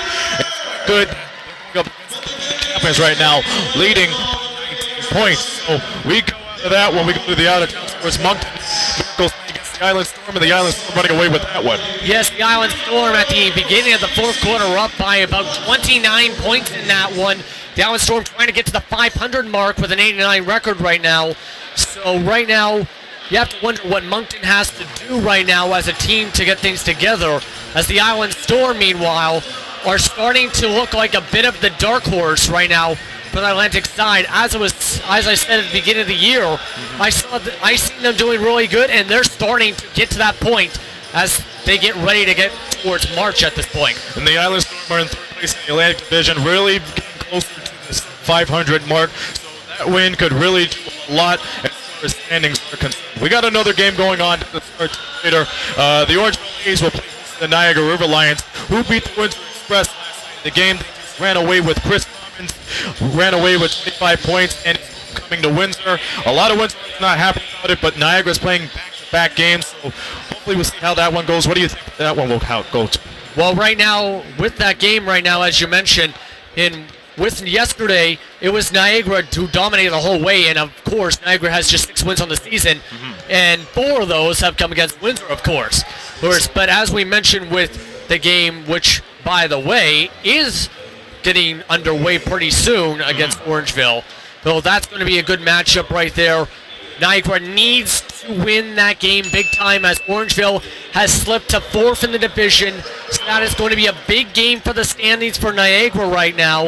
If they can pull away with the victory, they can start making it very tight for the playoffs right now, because Windsor, with their 4-game winning streak before that game yesterday against Niagara, that helped them push them to 2nd in the division overall. Windsor. And with those records, it's really close to see who's come out of the gate and win 2nd place in the division, and possibly 1st. It all depends on who gets on the ball real quick and very efficiently. The keys to the second half. You're Mike Leslie's Halifax Hurricanes. What do you have to do to overcome this almost 20-point deficit? Well, you have to stop pressing on the offensive end for one, because it seems on some possessions they have been just rushing down the floor. They started the game off well offensively, and then they started making those turnovers, started making rush passes, contested shots. They have to figure out a way to get those shots back opened up, as well as to reduce those turnovers, as well as have better passing right now, because the assists are 12-8 on margin overall for London with the advantage right now. So they need to get that together. They also need to step up on that defensive end. Yes, they're getting the blocks, but at the same time, London's getting those shots. They are out shooting them with 8 overall attempts right now, 52-44 in attempts right now. So they got to limit London's attempts as well in the defensive end and force them to throw some turnovers right now, because they got to find a way to close the gap some way or somehow. And the London Lightning at the beginning of the game was the Julian Boyd show, but as we go to the near end of the first half, it was the point guard Julian doing it best. Do you leave all things to the point guard if you're the London Lightning, or do you let everybody be involved with the ball? I think you have to let everyone become involved with the ball, because if you go on one player or 2 players, the offense kind of becomes predictable, and the defense adjusts and ends up shutting down that offensive player when he starts missing shots. So you have to get players involved, because right now that is what London has been doing well with this game, and that is what is helping them with this lead right now to get them to this point total right now, especially with Boyd and Royce White, as well as Shooter Kajuga with his 8 points. If they can get multiple players involved in that second half, I should say, they're going to be able to pull away with this one, as they're overall shooting 44% from the field. Indeed. Well, 8,000 large here at Budweiser Gardens. That's a speculated number, but if that's the case, the London Lightning have either tied or broke the all-time record in the NBLC. They would like to see their London Lightning go 11 straight. The Halifax Hurricanes to have something in their bag and try to change the scene right here. 19-point game, 61 to 42 in favor of the London Lightning. We'll step aside. John and Chris will be back for the second half call, and we'll see you folks at the Knox post game. But now, this announcement.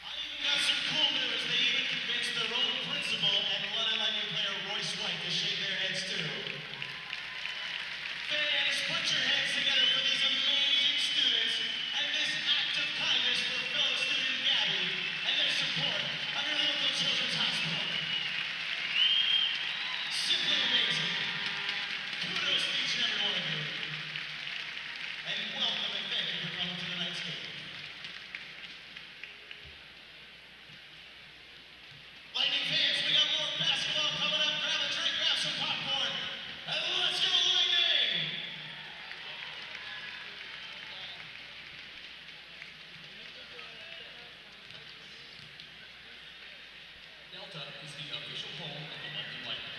Delta is conveniently located in the heart of London's downtown, minutes from all our business and leisure needs. Delta ensures an enjoyable experience each time you stay with us. Back in Motion is proud to be the official trainer and rehab facility for the London Lightning professional basketball team. Whether you're suffering from workplace, automobile, or sports injury, our team of registered professionals can get you back in action. Call us today at 519-668-8855 and get back in motion. Canadian Linen and Uniform Service. With everything from uniforms to linen to floor mats and more, we're your one-stop shop for all your textile needs. Whether you're a small operation or a large corporation, we have a service for you. Locations from coast to coast, including right here in London. We have the strength of a national company with the convenience of a local supplier. Call today and one of our professionals will be happy to provide a no-obligation quote. 519-686-5000. Canadian Linen and Uniform Service. People you can count on. The world has changed. Business has changed. You've changed. Is the practice of law keeping up? Find the answer. Visit Siskins.com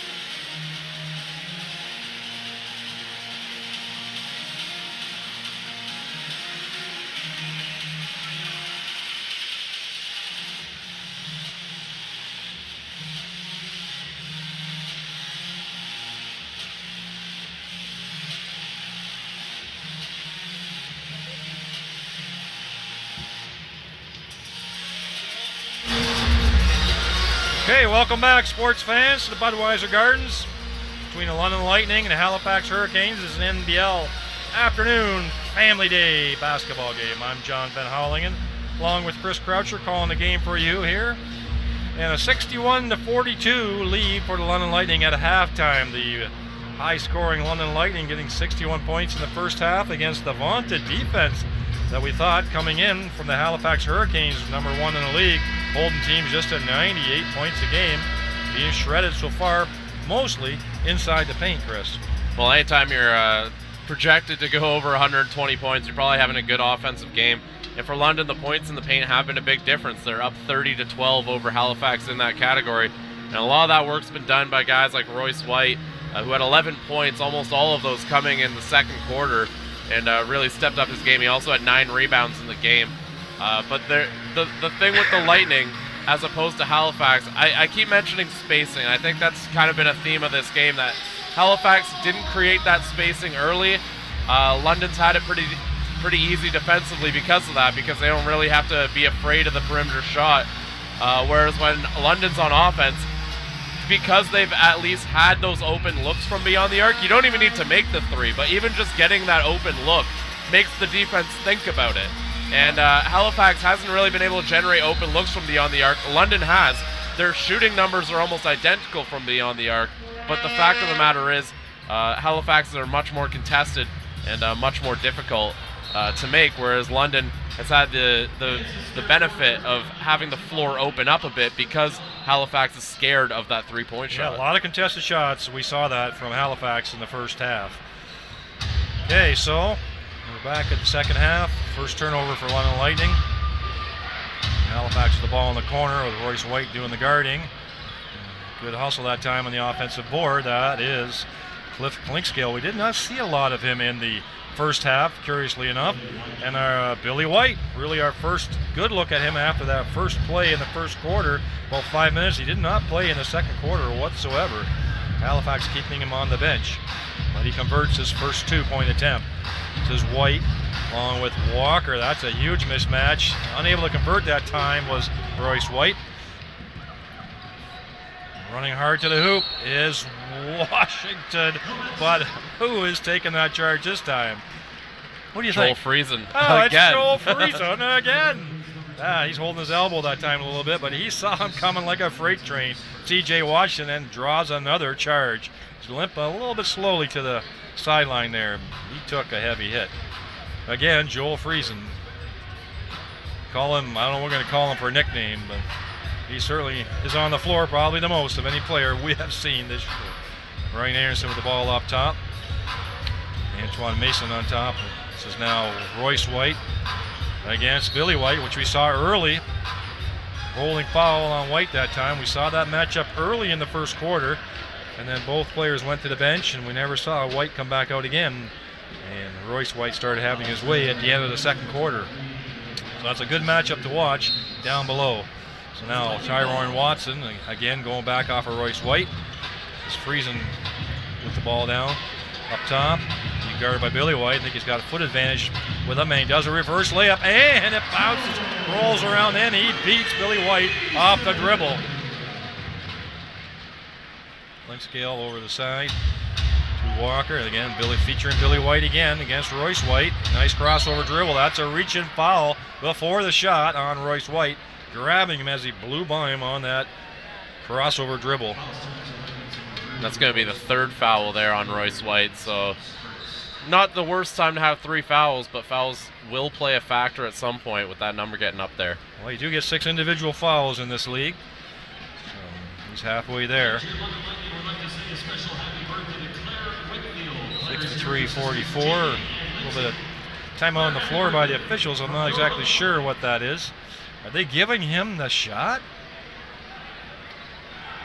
Wow, that is really early into the drive. If he was starting his drive, I'd be surprised. He might have picked up the ball, but I don't think he had. Looked like it was on the crossover drill. Anyway, he gets the benefit of going to the line. Does Billy White. Ball don't lie.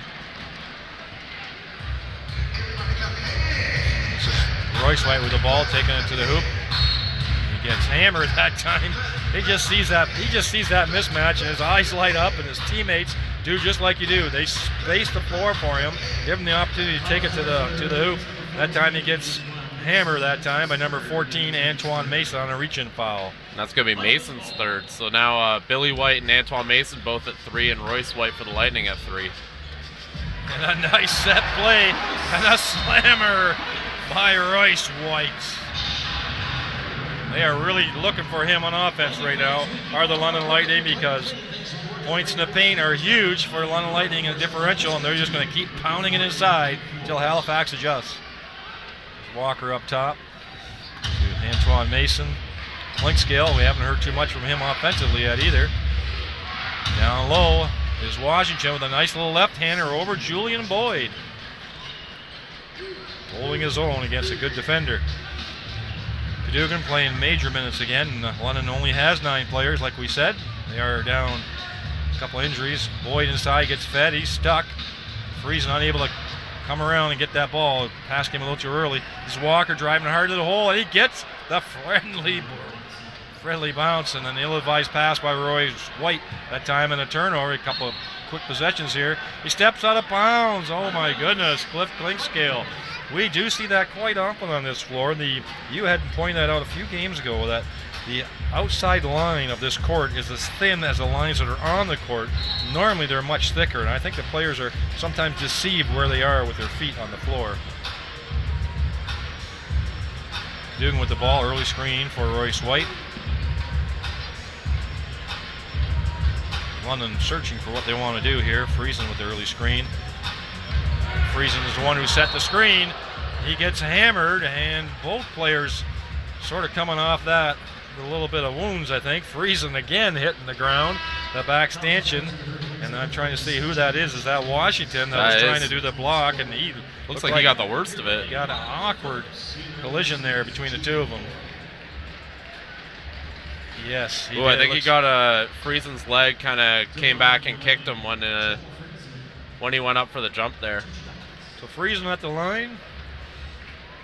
15 points lead for London Lightning.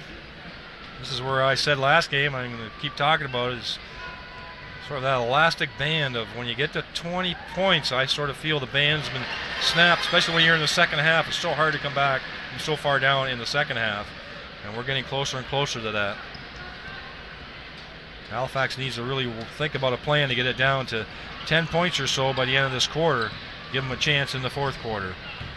We were talking about where the offense is going to come from Halifax. That time Washington knocks who else down but Joel Friesen down again to the floor, but that time he gets it off the backboard. Nice physical play by Washington. Cuts the lead to 14. Marvin Phillips early in for the game with a hard screen. Junior Cadogan taken to the hole. Royce White, little ball fake, and off the backboard he goes. He's got all kinds of moves around that basket. It's hard to stop him from getting a shot off. Ball inside to White. Quick kick out. That time, a nice sequence for Halifax that time for Antoine Mason from an assist from Billy White. Yeah, Joel Friesen just kind of, I didn't see what caused him to fall there, but Billy White took advantage, found the open man. Handoff for Friesen up top to White. Looks like it's going to be a one-on-one, letting Friesen take it to the hole. Good body control. Backwards against his green with his left hand over C.J. Washington.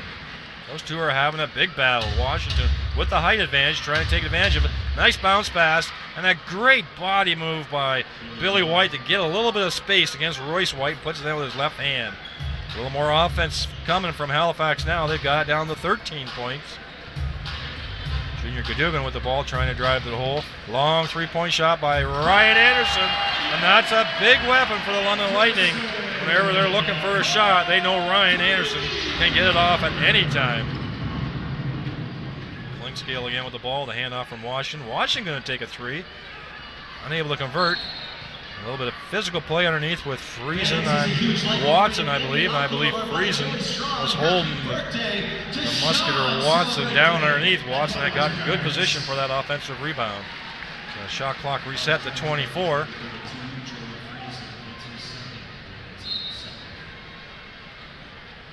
So Watson again with physical play over Anderson.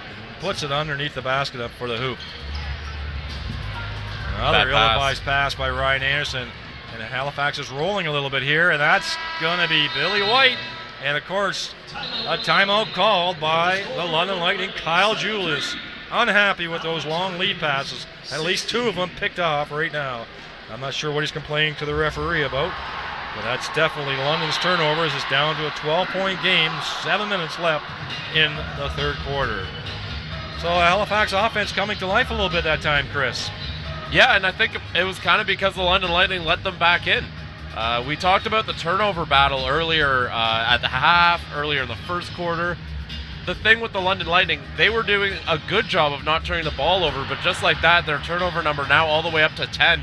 They had 4 turnovers just since halftime, and that's not going to get it done. Halifax is not a team you want to let back in. They haven't looked quite right all night, but they're not a team that you want to let have any sort of foothold. You don't want to give them anything. You had mentioned at the top of the broadcast that they really don't have any blowouts in all their wins. They got 16 wins, but they're winning a lot of close games, so they're getting battle-tested, really, for a lot of the close games, which in London, they've had a lot of blowouts. And Halifax thrives on those close games. They like it when it's a competition. They get guys who really live up to the moment.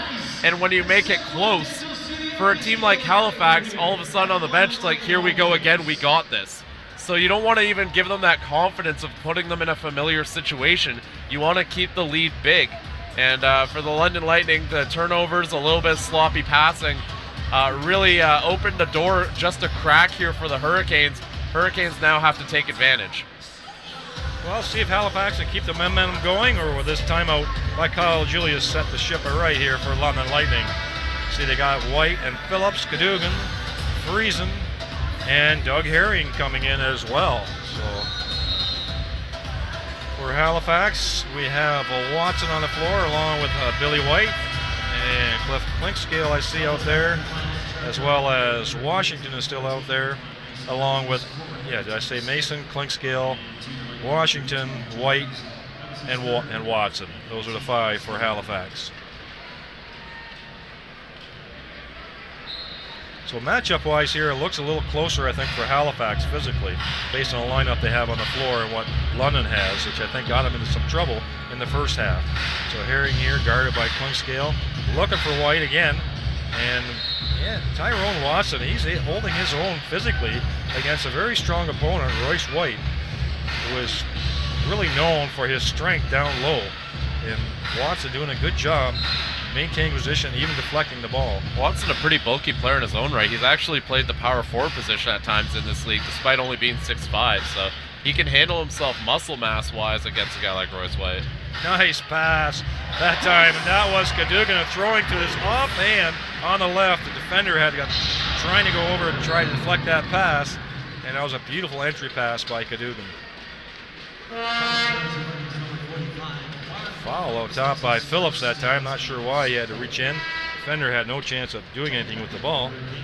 A little late coming, so an unnecessary foul. 5 team fouls for Halifax, 4 for the Lightning so far in this quarter. Scale with the ball up top into Walker. This is Billy White with Phillips. A great ball fake and a reverse, and he makes it after he gets hammered. That was a terrific ball fake by Billy White, faking the London defender right out of his boots. Talking about Marvin Phillips there. And Billy White, a guy who last year on the Hurricanes, he was a solid player. He came off the bench for them. He's a guy who's really developed since coming into this league. We've seen him develop his offense a bit more. He's the leading scorer on the Hurricanes. He's a former player of the week, too. And I mean, he's a guy who's really taken his time in Halifax and turned it into development time. Talking of fakes, Friesen just faked him out of his boots. The aforementioned Billy White, not able to convert, was Marvin Phillips. Pushing the ball up to Washington. Phillips trying to hold his position, and he does, but he gets his own offensive board, does Washington. Just a little more quickness on the urgency here from the Halifax Hurricanes, especially on the offensive end. And they've cut this lead to 9 points. Great comeback by the Halifax Hurricanes. Cadogan again with his strength, taking it to the hoop, holding off the defender. And we have seen him be more assertive the last couple of games as Junior Cadogan.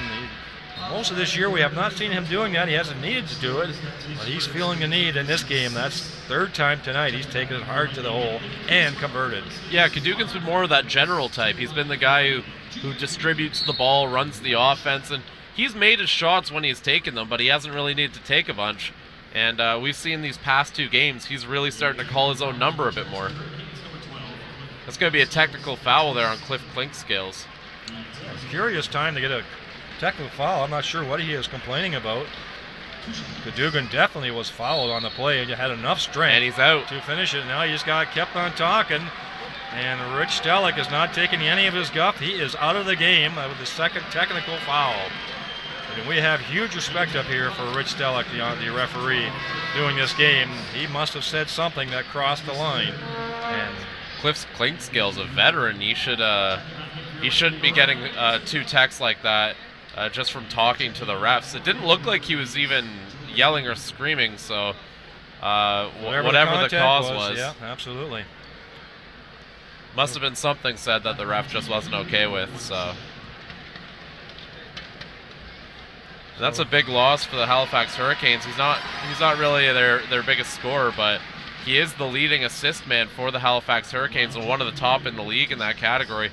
We talk about Junior Cadogan. He's a similar type of player, and having that engine out of your offense is going to cause problems.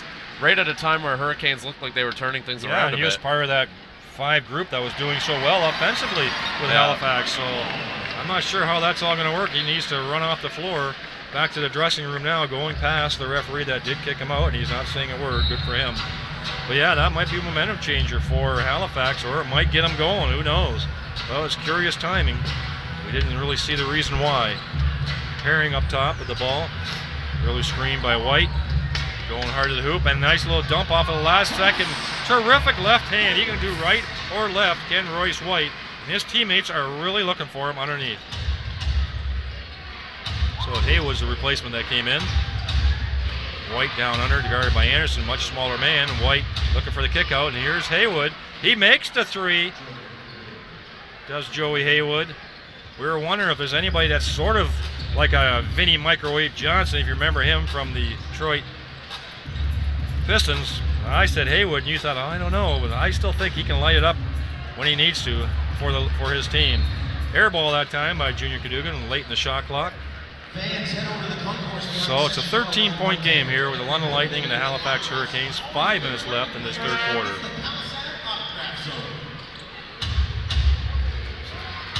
Looks like Criswell's in. Good switch on defense that time because it was Herring on Billy White down low. That was a big mismatch. Criswell a quick double team. Haywood steps through it.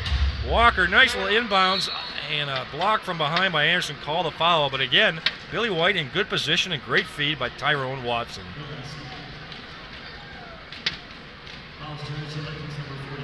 They're really featuring Billy White here in this third quarter. I'm still perplexed.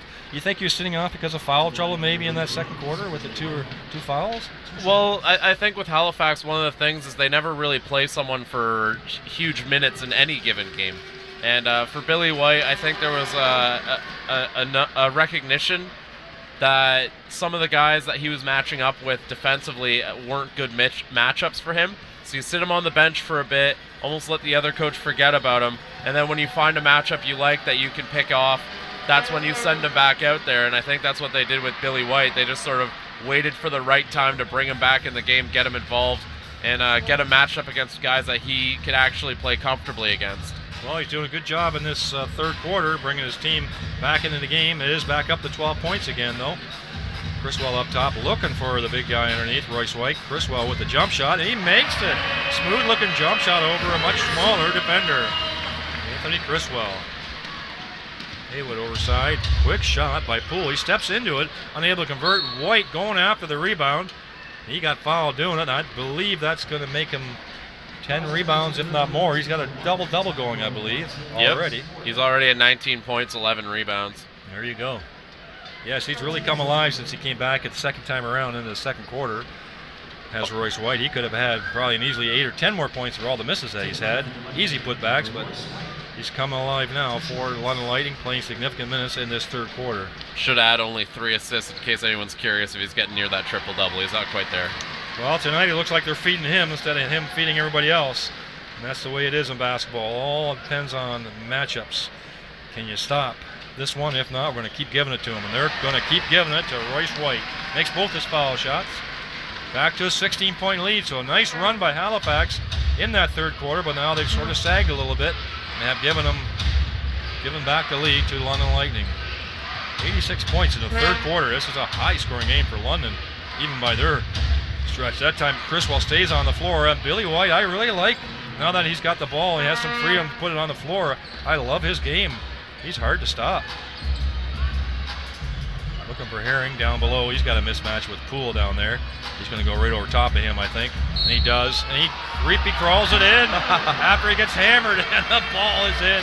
And that was a great recognition by the London Lightning on that mismatch down low.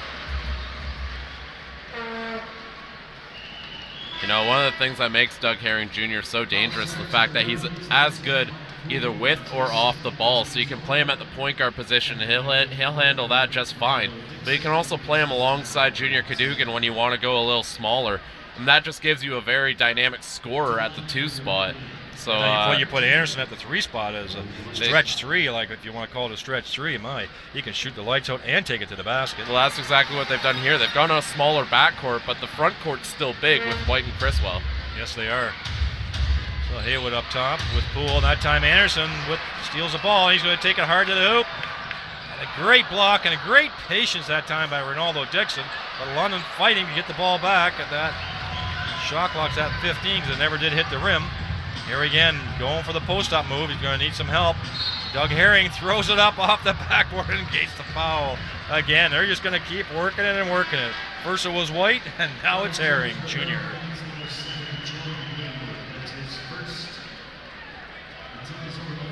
Substitution in, and that Poole was overmatched, so they're going to do a substitution for Halifax. And that is Antoine Mason coming in, which will be a better matchup for Doug Herring Jr. Mason's got to be careful. He's sitting at 4 fouls in the game right now. Hasn't had a great night. He's 1 for 10 shooting. Yeah, the shooting percentage at half was quite low for Halifax. I remember looking at it. I think they were under 30%, I think it was. They were. They bumped it up to 42%. They've had a pretty shooting efficient third quarter, even if the scoreboard hasn't helped. Okay, so here we go. Back up to 19 points for London Lightning here in the third quarter. Billy White with the ball down the baseline. Criswell cut him off on that dribble penetration. He's washing up top. There's Joey Haywood. Can he make another? Not that time. And a great tip out, but Criswell anticipated it. Taking his time, taking it to the hoop with a long step. And unable to convert, but a follow by Doug Herring Jr. I think they're going to count the basket anyway for Criswell on the offensive interference. Either way, that's a basket by either Criswell or Herring. I don't think they're giving it to Criswell. I think they are. I think it's offensive interference. Herring joshing with the referee, say, hey, you took 2 points away from me. He says, no, offensive. So that was a big push by the London Lightning after a nice comeback by Halifax Hurricanes to get it down to 9 points. But a letdown on defense. 93 points against the #1 defense in the league. I really do think one of the turning points there was the fact that Cliff Clinkscales took that double technical. Yes, you really wondered how that was going to affect the psyche or the play of the Halifax Hurricanes. Based on the last 3 or 4 minutes of play, it really did affect them. The Hurricanes have done a good job of battling back at that point. I think seeing a guy lose his composure just kind of gave the Lightning a spark and told them that they're kind of under the skin of the Halifax Hurricanes. Well, we were looking for some kind of offensive spark from Halifax, and we did see it from Billy White, but I'm looking for that really dynamic 3-point shooter or shooting weapon for Halifax. I would not know who to put my finger on right now to say there's a dangerous weapon from the 3. We haven't seen it tonight anyway, and it reflects in the stats as well that they are 8th in the league in 3 points made. So where is that secret weapon? I don't know at this time. Well, the leading contenders would be Antoine Mason, who's shooting 10%, or Joey Haywood, who's made some shots tonight, but as I said at halftime, if Joey Haywood is the guy who you're leaning on to bail your team out, you're probably in trouble. Okay, 2:50 left in this third quarter. It's ballooned up to a 21-point lead. This is going to be tough to come back from. Up top with Ronaldo Dixon back on the floor, guarded by Herring, a much smaller player, but he does tip the ball. Cadogan fights hard for it as well, able to stay in bounds, nearly a hop, skip, and a jump to stay in there. And Royce White still playing on the floor late into the third quarter. Directing traffic now, this is one of his favorite positions. A holding foul that time on Antoine Mason, that pass into Julian Boyd, or Doug Herring, I mean, sorry. Herring will go to the line. Both teams are now in the bonus. So there's spurts of energy here. Go ahead, Chris. I was going to say, kind of surprised that with Klinkskills out, we haven't seen any of Taquan Zimmerman. He's averaging 11 points per game for them. Yeah, we'll get his name right, too. Thanks for pointing that out. Taquan. Yeah, and you'd think that a time like this with Klinkskills out, you'd want who's been their second primary ball handler in the game, and not the route that the Hurricanes seem to be going. Well, Mason with the ball, Herring on top. That's Dixon, along with Haywood on the floor. Good perimeter defense so far by London Lightning. Dribble penetration, looks like a reach-in foul that time. And they'll be going to the basket to shoot two free throws as well. That'll be Antoine Mason. That's going to be 4 on Ryan Anderson there. Yes, he has been a primary scorer for them. They haven't really needed him tonight, really, based on what we've seen for the interior offense for London tonight. We have seen a lot of three-point shooting in these 10-game win streak, and that sort of carries them into that, balloons them into that lead with a solid interior play. But tonight's sort of the reverse, really. It's the interior game that has really put this game away for the London Lightning. They haven't even needed to really shoot the three. They've only taken 3 3-pointers in this entire third quarter. So, I mean, they've clearly found what's working for them and just keep pounding at that area.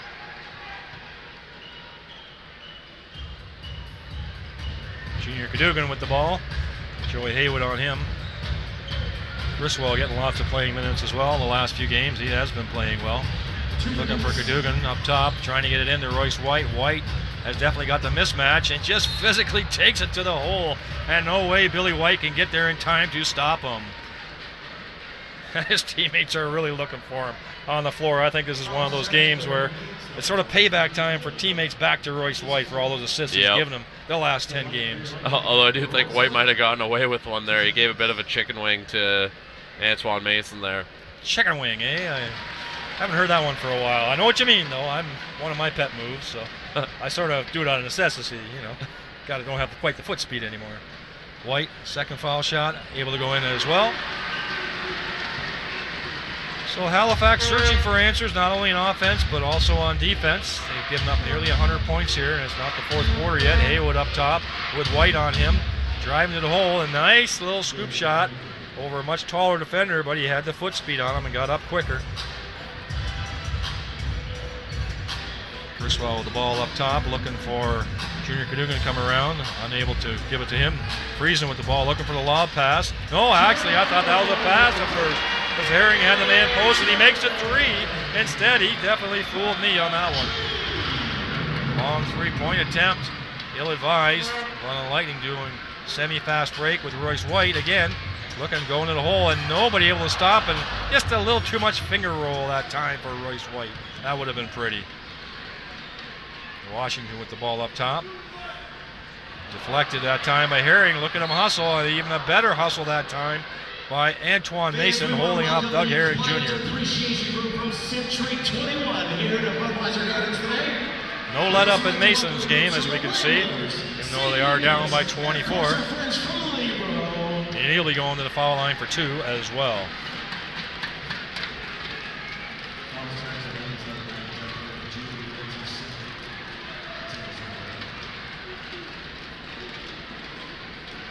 .56 seconds left in this third quarter. Mason shooting 2.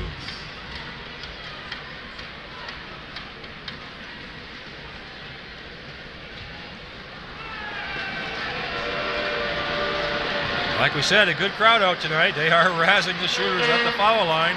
Will it affect them? No, he makes it. But definitely a full house here for basketball. What a great day, a family day as well, as in beautiful weather here in Ontario. 9, 10, 11 degrees. Yeah. Sunshine. Feel like we're rubbing it in a bit based on some of the snow that they've been having out east Yes, lately. I wasn't thinking that. Sorry, guys.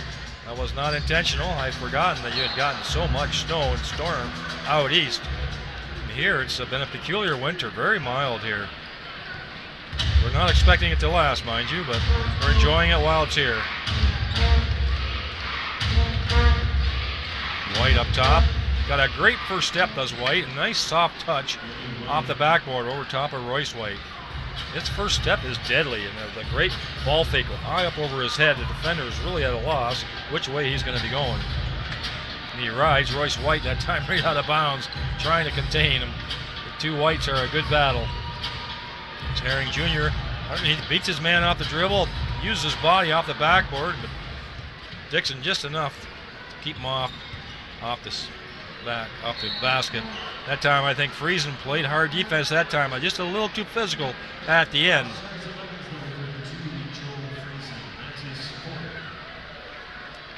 That'll be Antoine Mason going again. A couple different guys in foul trouble. You got Antoine Mason, who's playing despite 5 fouls on him. Billy White's at 4 fouls. Tyrone Watson, 4 fouls. And then for London, you got Ryan Anderson sitting at 4 fouls as well. And Joel Friesen at 4.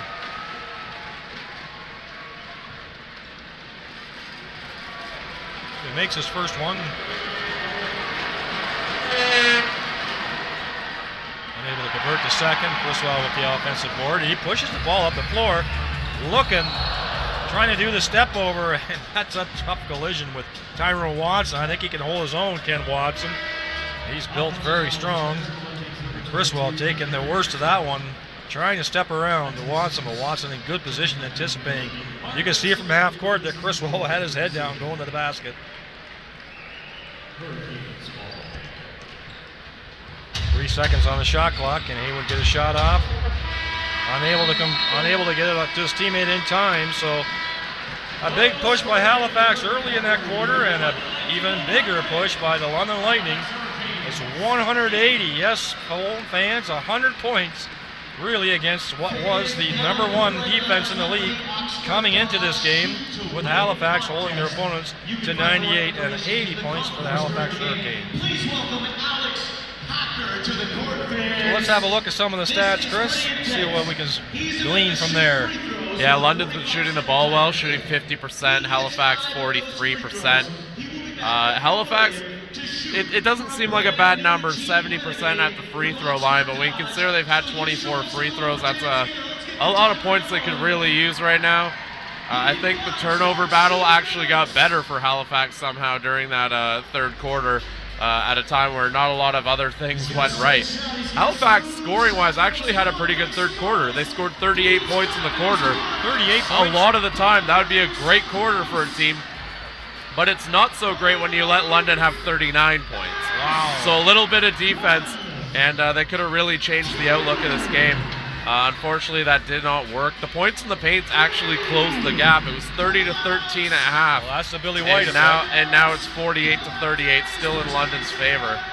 Leading scorers for the London Lightning, you got a double-double from Royce White, 23 points, 13 rebounds. And White also leads the Hurricanes, Billy White, with 18 points. And he's got 6 rebounds. Ronaldo Dixon has 7.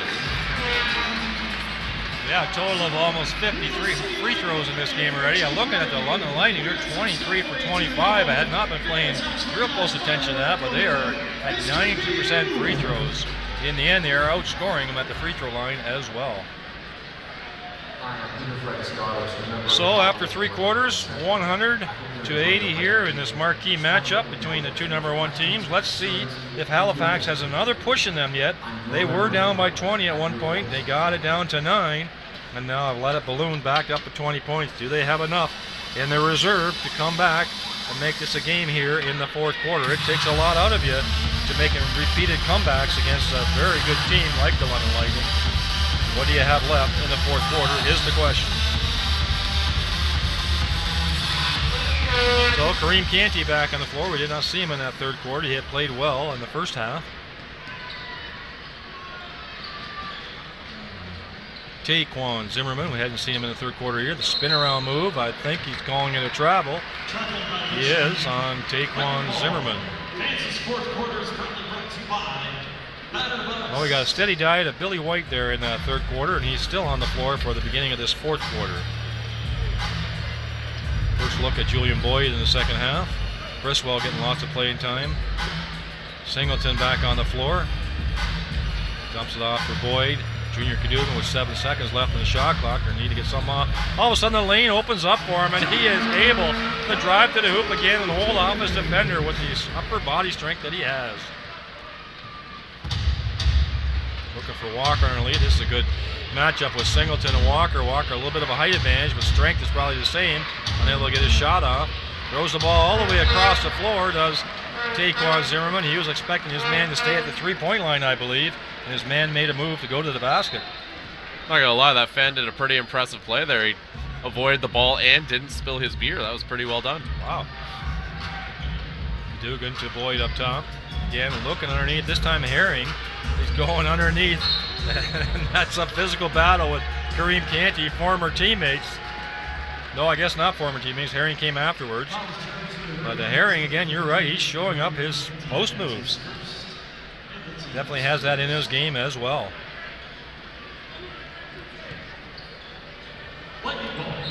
London ball. Shot clock at 14. And again, it looks like Kareem Canty's got his hands all over Doug Herring. Herring just trying to put his arms up for a post pass. He couldn't give his arms up past his elbow. Now the refs are going to have to make sure Canty and Herring Jr. keep some distance from each other here. So that's 2 fouls in a row on Kareem Canty trying to guard Doug Herring Jr. But that is a mismatch, and London keeps going back to it. I'm not sure what happened now. Another one on London's Canty, I think. clapping, So usually that means a technical of some kind. So I think they teed up Canty there. Halifax looks like he kept, Canty kept talking to the referee, it looks like, and they're in short thrift tonight with anything going back at the referees. He is going off the floor, is Canty. And Joey Haywood back on the floor for Halifax. So Herring makes the free throw that time off the technical, and will be London ball.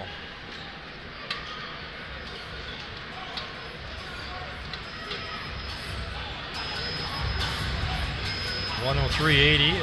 We're early in the fourth quarter. What does Halifax have left on the defensive and offensive ends here and late into this game? Again, Herring has a mismatch underneath. It really seems to be finding the players. This is, Julian Boyd with the reverse slam out of nowhere from the back door. Everybody thinking that Herring's going to back his man to the basket, and Boyd slams it down. Put him on a poster. Ooh. Long three-point attempt. Julian Boyd off of Zimmerman that time. Herring with the ball playing a prominent role at this moment. Throws it into the corner for Singleton. And no hesitation on the shot. Good looking shot. I'm going to be able to convert the three. Zimmerman with the ball up top. Boyd overplaying that time on Dixon. Ball slapped out by Herring. And off of Dixon it goes, and everything going the wrong way for Halifax at this point in the game.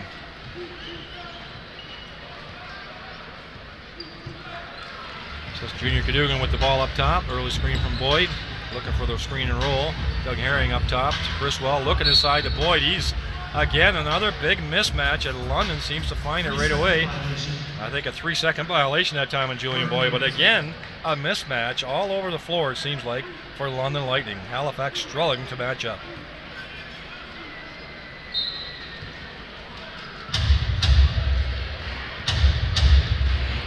This is Haywood with the ball up top to Watson. Again to Taquan Zimmerman. Looking for Haywood up top, looking for Billy White, but they're doing a good job shading him, was Criswell. And Haywood takes it to the hoop, able to convert, unable to convert. That looks so close to going in, I almost given them that. This is Singleton under control, give it back to Junior Cadogan. Smart play by Singleton. He might have had a lane to the hoop, but he was out of control. Boy, with a bit of a moving screen going on with that time Watson did a good job Good hustle that time by Junior Cadogan. He's not afraid of hitting the floor. Gets a big hug from Julian Boyd for that, recognizing the hustle. Who used the hashtag #GetStruck. Don't forget, check out the Northern Fan Zone backdrop beside merchandise. Take a selfie. That'll be London ball after all that. Cadogan throwing the ball in with 19 seconds left on the shot clock. 9 minutes left in the fourth quarter. 105-80 for London Lightning.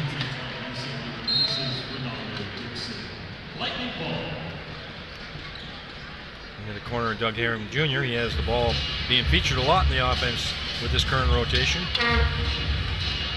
Criswell slipping for the screen into Boyd for the wide open three. Steps into it. He's got his eyes on the target, and he makes the three, and that's the other part that London can do. They can go inside, and they can go out with a number of players. Ball inside to Watson. Strong move to the hoop. Nice little layup off the backboard. Quick first step by Watson. I like Tyrone Watson's game as well. He's got strength and agility and a nice touch around the basket. Cadogan trying to push the ball quickly to the hole. This is Criswell with a step back. That in the air. Luckily, he gave it to his teammate, but Herring unable to give it back to him. And this is Watson again, taking the contact and putting the ball in the hoop. No foul called.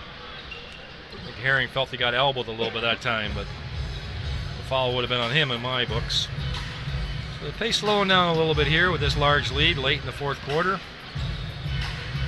Ball in the corner to Singleton, looking for Boyd underneath. Again, the size mismatch here. Even though he can hold him physically, Boyd's definitely got the strength or the height. And Singleton, I think, over the back that time, holding the Halifax player down. That would be Zimmerman. Taquan Zimmerman being held down. Singleton gets the foul. Anderson back in, and what a great substitution rotation. If I were the coach, I'm going to put Ryan Anderson in for Doug Herring Jr. How's that? Wouldn't you love to have that in your lineup? That's pretty good time management to be able to have one of those guys be one of the two you put out there. Strong move that time by Antoine Mason. Went hard to the hoop, even with his 4 or 5 fouls you said he had. Good strong take. Going back to the point of like the depth of London, you look at the point guard situation with Herring Jr. and Cadogan. It's like, do I want to put on the Canadian men's national team point guard, or do I want to put out the 2-time NBLC All-Star? Sort of a crazy sequence down there between Junior Cadogan in the middle of the mix of it all. Deflected the ball, turned the ball over, came back, deflected the ball again, got the ball back. That was a Cadogan sideshow there. So Criswell coming off, I think he's played well tonight, along with Julian Boyd coming out, and then you put in Phillips and Royce White. Oh my goodness. So Cadogan with the ball up top. Really trying to run their set offense here. Singleton looking underneath to Royce White. He has a huge mismatch. Looks like he jumped to first. Shuffled his feet, did Royce. Trying to set up against Billy White, his counterpart. You know, back in the second quarter, Mike Leslie was getting on the referees to watch that too, so doesn't help too much now, but that's something that could have paid dividends for them had they been able to keep the game closer. Tough spinning layup try by Antoine Mason. Able to hang on to the ball and get his shot off on that foul. That was Singleton's foul. That's 2 nice strong plays in a row by Mason.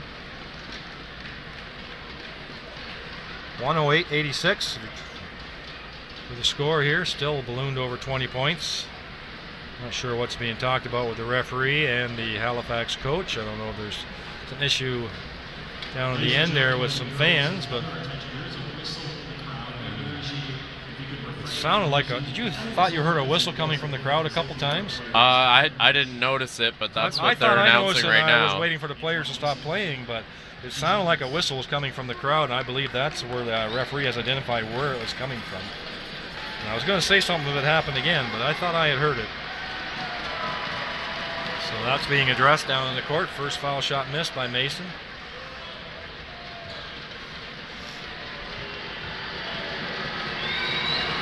The fans trying to affect his shot, but he able to ignore it, put in his second one. Anderson with a quick fast break to Cadogan. That's a set play. And Cadogan going hard to the hoop, but Singleton setting a screen, but it was more like a blocking screen in football, I think. He sort of cleared the way for Cadogan to get to the hoop. That's opened up a nice pathway there for Cadogan by bowling over Antoine Mason. It was. Friesen back in after 2 quick fouls by Marvin Singleton. Friesen in the game. Hurricanes ball up top with Joey Haywood, guarded by Junior Cadogan. Zimmerman guarded by Anderson. This is Friesen on Mason, who's been taken hard to the hole. Walker puts it into White. There's White and Phillips. That's a great matchup. Phillips has been beaten off the dribble a couple times. Haywood with a quick jump shot. It looks like he didn't get all his legs underneath that one that time. A little too quick. Anderson with the ball up top. White setting a quick screen, and Phillips with a little bit of a ball fake back up to White up top. Looking for the early screen. He's got a big mismatch, does Royce White. And again, he goes strong to the hoop, and they just can't keep him down. Royce White getting to the basket and just powering it up. It's going to be an and one for Royce White. No answer for interior from what I can see here from Halifax on the interior defense. They did come in as the number 1 defense, we said, but they were really good against the three-point. And when we looked at the stats, great against the three-point defense, and they've held their own, I think, on the three-point line tonight. But it's been interior that has really been the Achilles heel for the Halifax Hurricanes. This is Mason again, taking it hard to the hoop, unable to convert. Looks like he lost the ball on the way up.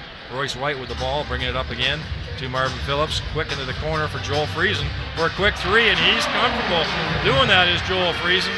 Especially when there's nobody coming quick to him, he'll just put his feet down. Like I said, a lot of three-point weapons here for the London Lightning, and a lot of green light by Kyle Julius, giving them the green light to take those shots.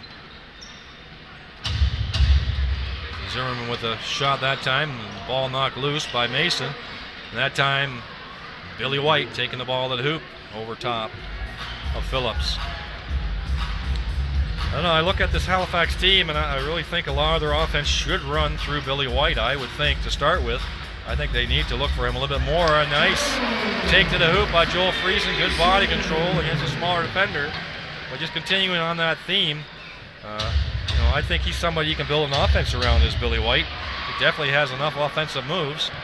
If he can get the position underneath. Junior Cadogan holding the ball. Friesen, he's got a green light. I don't know if he's going to make that one. A little bit of a step back. But game getting a little bit scrambly now here. No real set offenses. And here another quick attempt by Mason. He makes it. He has been playing hard in this fourth quarter. No give in Antoine Mason's game. That puts the Hurricanes at 92. London has brought their defensive numbers down. We were talking about earlier this year where they had some fourth quarter letdowns. We're letting over 100 points a game, but they are under 100 points a game now as well. That's going to be at risk with this at 92 of this free-flowing game.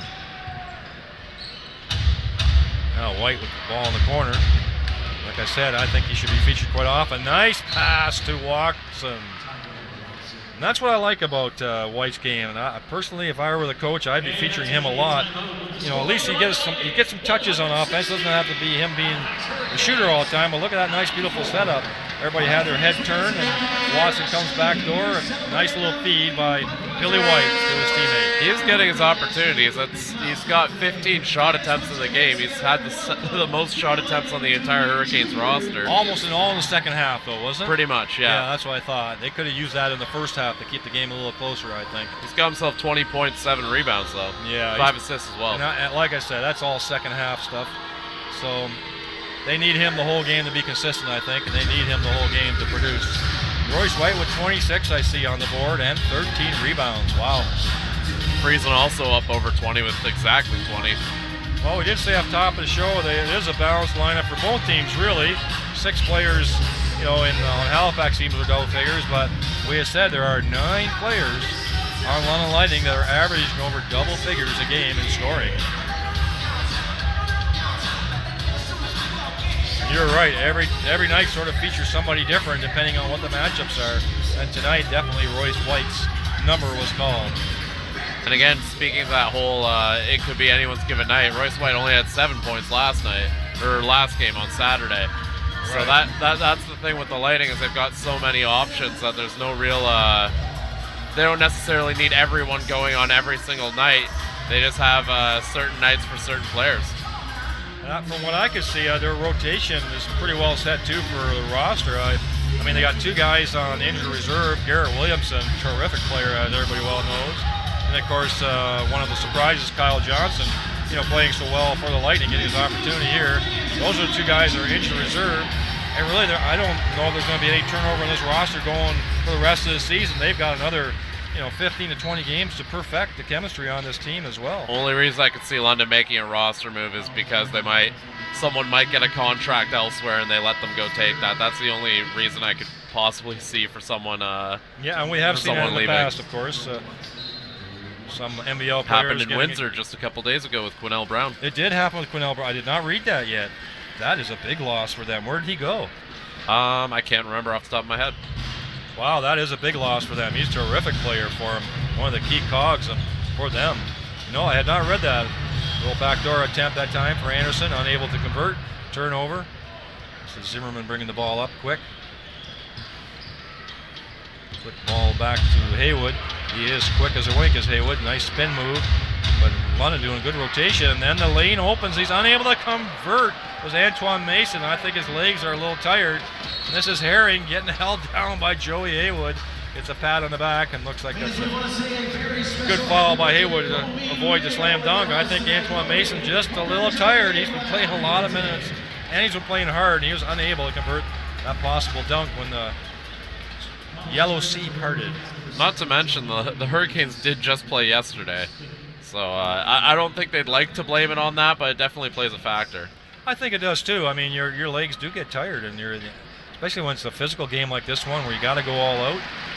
And the Orangeville game was not easy for Halifax. Orangeville did a great job coming back. I was watching the second half of that game, and Orangeville came back from a significant deficit to tie the game up. We're off about 4 or 5 minutes left in the game, and Halifax had to claw and scratch to get that win out. White again in the corner. That terrific move. He has another great interior pass, just unable to be held on to that time by Mason. But again, he just generates a lot of offensive opportunities, this Billy White. Doug Herring Jr. up top with the ball, throwing it in. Significant mismatch against White.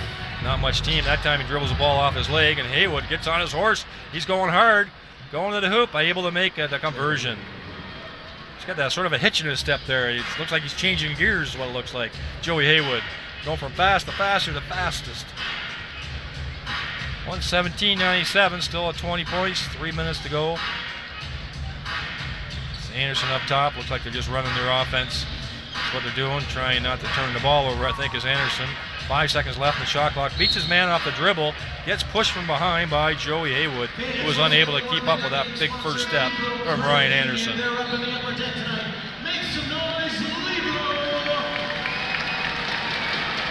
So he'll be going to the line for two. Criswell getting some more minutes. Getting significant minutes, really, is Anthony Criswell this game. And Marvin Phillips. I don't think we've heard all we're going to hear from Marvin Phillips yet. I think he's still rounding into form for what I'm thinking and sort of finding his way in this offense in particular for London. We know how big an offensive weapon he was for the London Lightning in the past. I mean, just 2 games ago, he led the team in scoring, was player of the game. Exactly. I think we're going to hear a lot more from Marvin Phillips yet as the season goes on, and of course a proven, tested playoff player as well. Haywood in the corner to Walker. That's a dangerous pass cross court into Billy White. Nobody on him. Nobody rotated. Again, trying to make a tough interior pass that time. Criswell thought he'd travel, but the referee did not call it. Quick 3-point shot by Ryan Anderson. Unable to convert.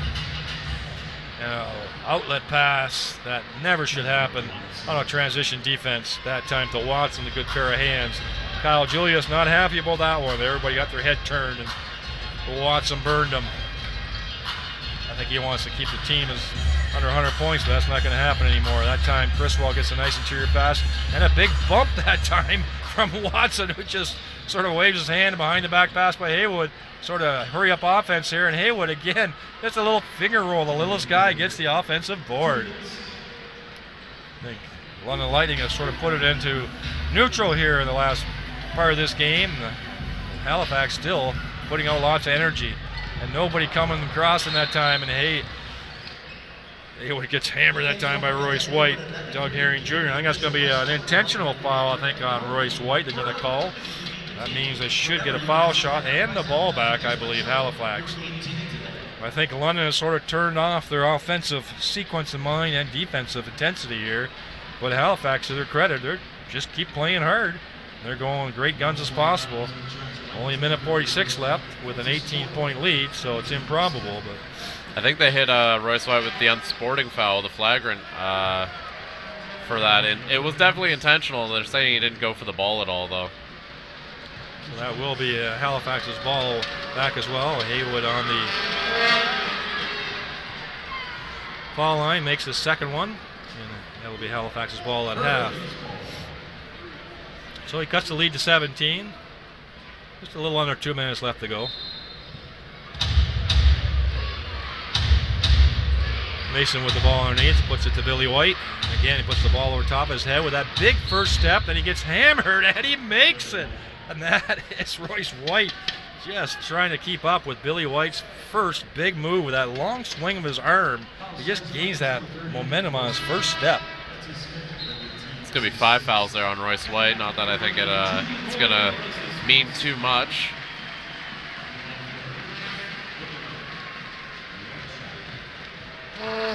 So clock stopped, only 4 seconds went off that time. He makes his foul shot, basket and the foul shot, and he's cut it down to 16 points. Is it possible, Chris? You can still be optimistic, but I wouldn't hold on to that optimism for too much longer. Another turnover by London Lightning. I think this game's going to be a lot closer than what the scoreboard said because of the letdown here in the last 3 minutes, but Halifax is playing hard right to the last buzzer. Unable to convert that time, and Criswell with the defensive rebound. And I think Doug Herring Jr. will try to take the air out of the ball here a little bit. Try to get this under 1 minute before they take a shot. This is Julian Boyd with the shot, unable to convert. Criswell going hard for the basket. I think that is off of Criswell, I believe, but they're going to know it's going to be London ball. So the shot clock gets reset. Just over a minute left. Doug Herring Jr. keeping it inside position on a tough competitor there on Mason.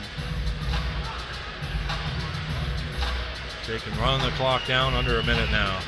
Boyd sets the early screen. Doug Herring Jr. with the stutter step, taking it off the backboard. Nice body control over top. Much taller defender, Billy White. That was a Halifax to the credit, playing hard to the whistle. And London sort of bit of a letdown the last 3 minutes. 3-pointer that time by Taquan Zimmerman.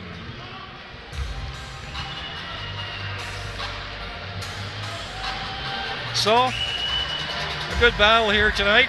I'm not sure what we can take all from this game, but I think it was a fair matchup between the two teams. Both came in with first place records. Put back there by Julian Boyd at the end. I think Halifax came in full strength, maybe a little tired from the Orangeville game, but I would say this is probably a true measure of where the two teams are at this point in the season. And that's going to end up with a 15-point win by the London Lightning. A little closer at the end than maybe it was led to believe. Big round of applause from Lightning fans. Your last thoughts, Chris? I think London did just about everything they could have wanted to come out here and do. They played an excellent game. Halifax, they didn't execute at the start. They put themselves behind, and I think they never really were able to catch up. London's not a team that you can let get that 10-point gap on you because they'll hold it. And I think that slow start really cost the Hurricanes tonight. I think you're right. It was a poor first quarter and then sort of played them even. A little bit of a letdown there in the third quarter again. The Halifax did battle, but I think tonight, London, rightly so, came out the winners. London Lightning 123. Halifax Hurricanes 108. London goes to 15-3. Halifax to 16-4. They won't see each other for a couple more weeks yet. I'm John Van Houweling along with Chris Croucher. Thank you for listening to our game here at Budweiser Gardens in London, Ontario.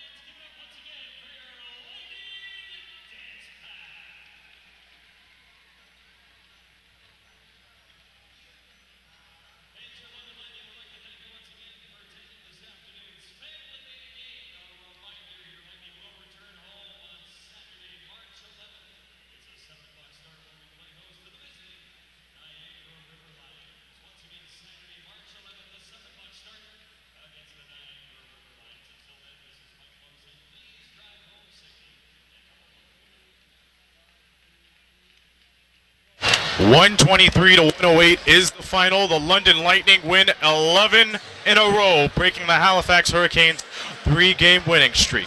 Aaron Sanders with Justin Prince and JP. There was a moment where the Halifax Hurricanes had a very strong fourth quarter run, but it was that lead at halftime that they could not make up.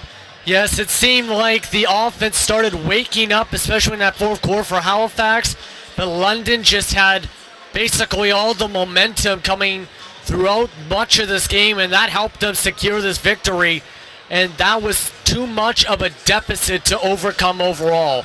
Yes, Halifax had some good stretches and improved their shooting to 46%, but London, of course, shot the lights out with those 123 points for a franchise-tying 11th straight victory. If you had to give the game ball this afternoon, who would you give it to? Right now, give the game ball big time to Royce White with those 26 points and 14 rebounds, although there's a lot of players from London who deserve that game ball. You have Joel Friesen with 20 points. You have Julian Boyd with his 19 points. Then you have Brian Anderson with his 10, and Junior Cadogan with his 15, and Doug Herring Jr. with his 16. So a lot of players contributed to this victory, and all balanced offensive attack helped London secure this victory today. There's a lot of things that Halifax have to adjust before their next home game, but then again, if you have to pick a player of the game for Halifax, who would it be? I think it would be C.J. Washington for number one. C.J. Washington's definitely a contender for that. I would also put Billy White into that contention since he led the way in scoring for them with 23 points, 7 rebounds, and 5 assists. So he had a good night overall.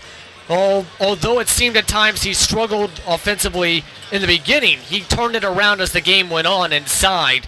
But I would give the game ball to either him or Washington with the 17-4 rebounds and 1 assist overall. Indeed. Step out of this one, out-of-town scores. We all know the Island Storm beat the Moncton Miracles 110-94. Key player of that one, we'll leave that up to you. And I believe this guy scored a double-double, if I'm not mistaken. It was Al Richter who led the way for them with 24 points and 6 rebounds, 5-11 of shooting from outside. So he helped that team reach the 500 mark, as this is now just the 4th team in the league right now at that point of the season, at that mark or above. So a huge victory for the Island Storm, especially in their division. Now the 3rd team in the Atlantic to be in the 500 above range with St. John and, of course, Halifax. Indeed, and he went 5 for 11 from the 3-point line as well. So Al Richter. A lot of people talk about Terry Thomas and Al Stewart and Nick O'Corey, but you got to give it to your old Al Richter. Another game going on right now. That is the Niagara River Lions and the Orangeville A's. Yes, that game has been a wild one so far from what we're seeing.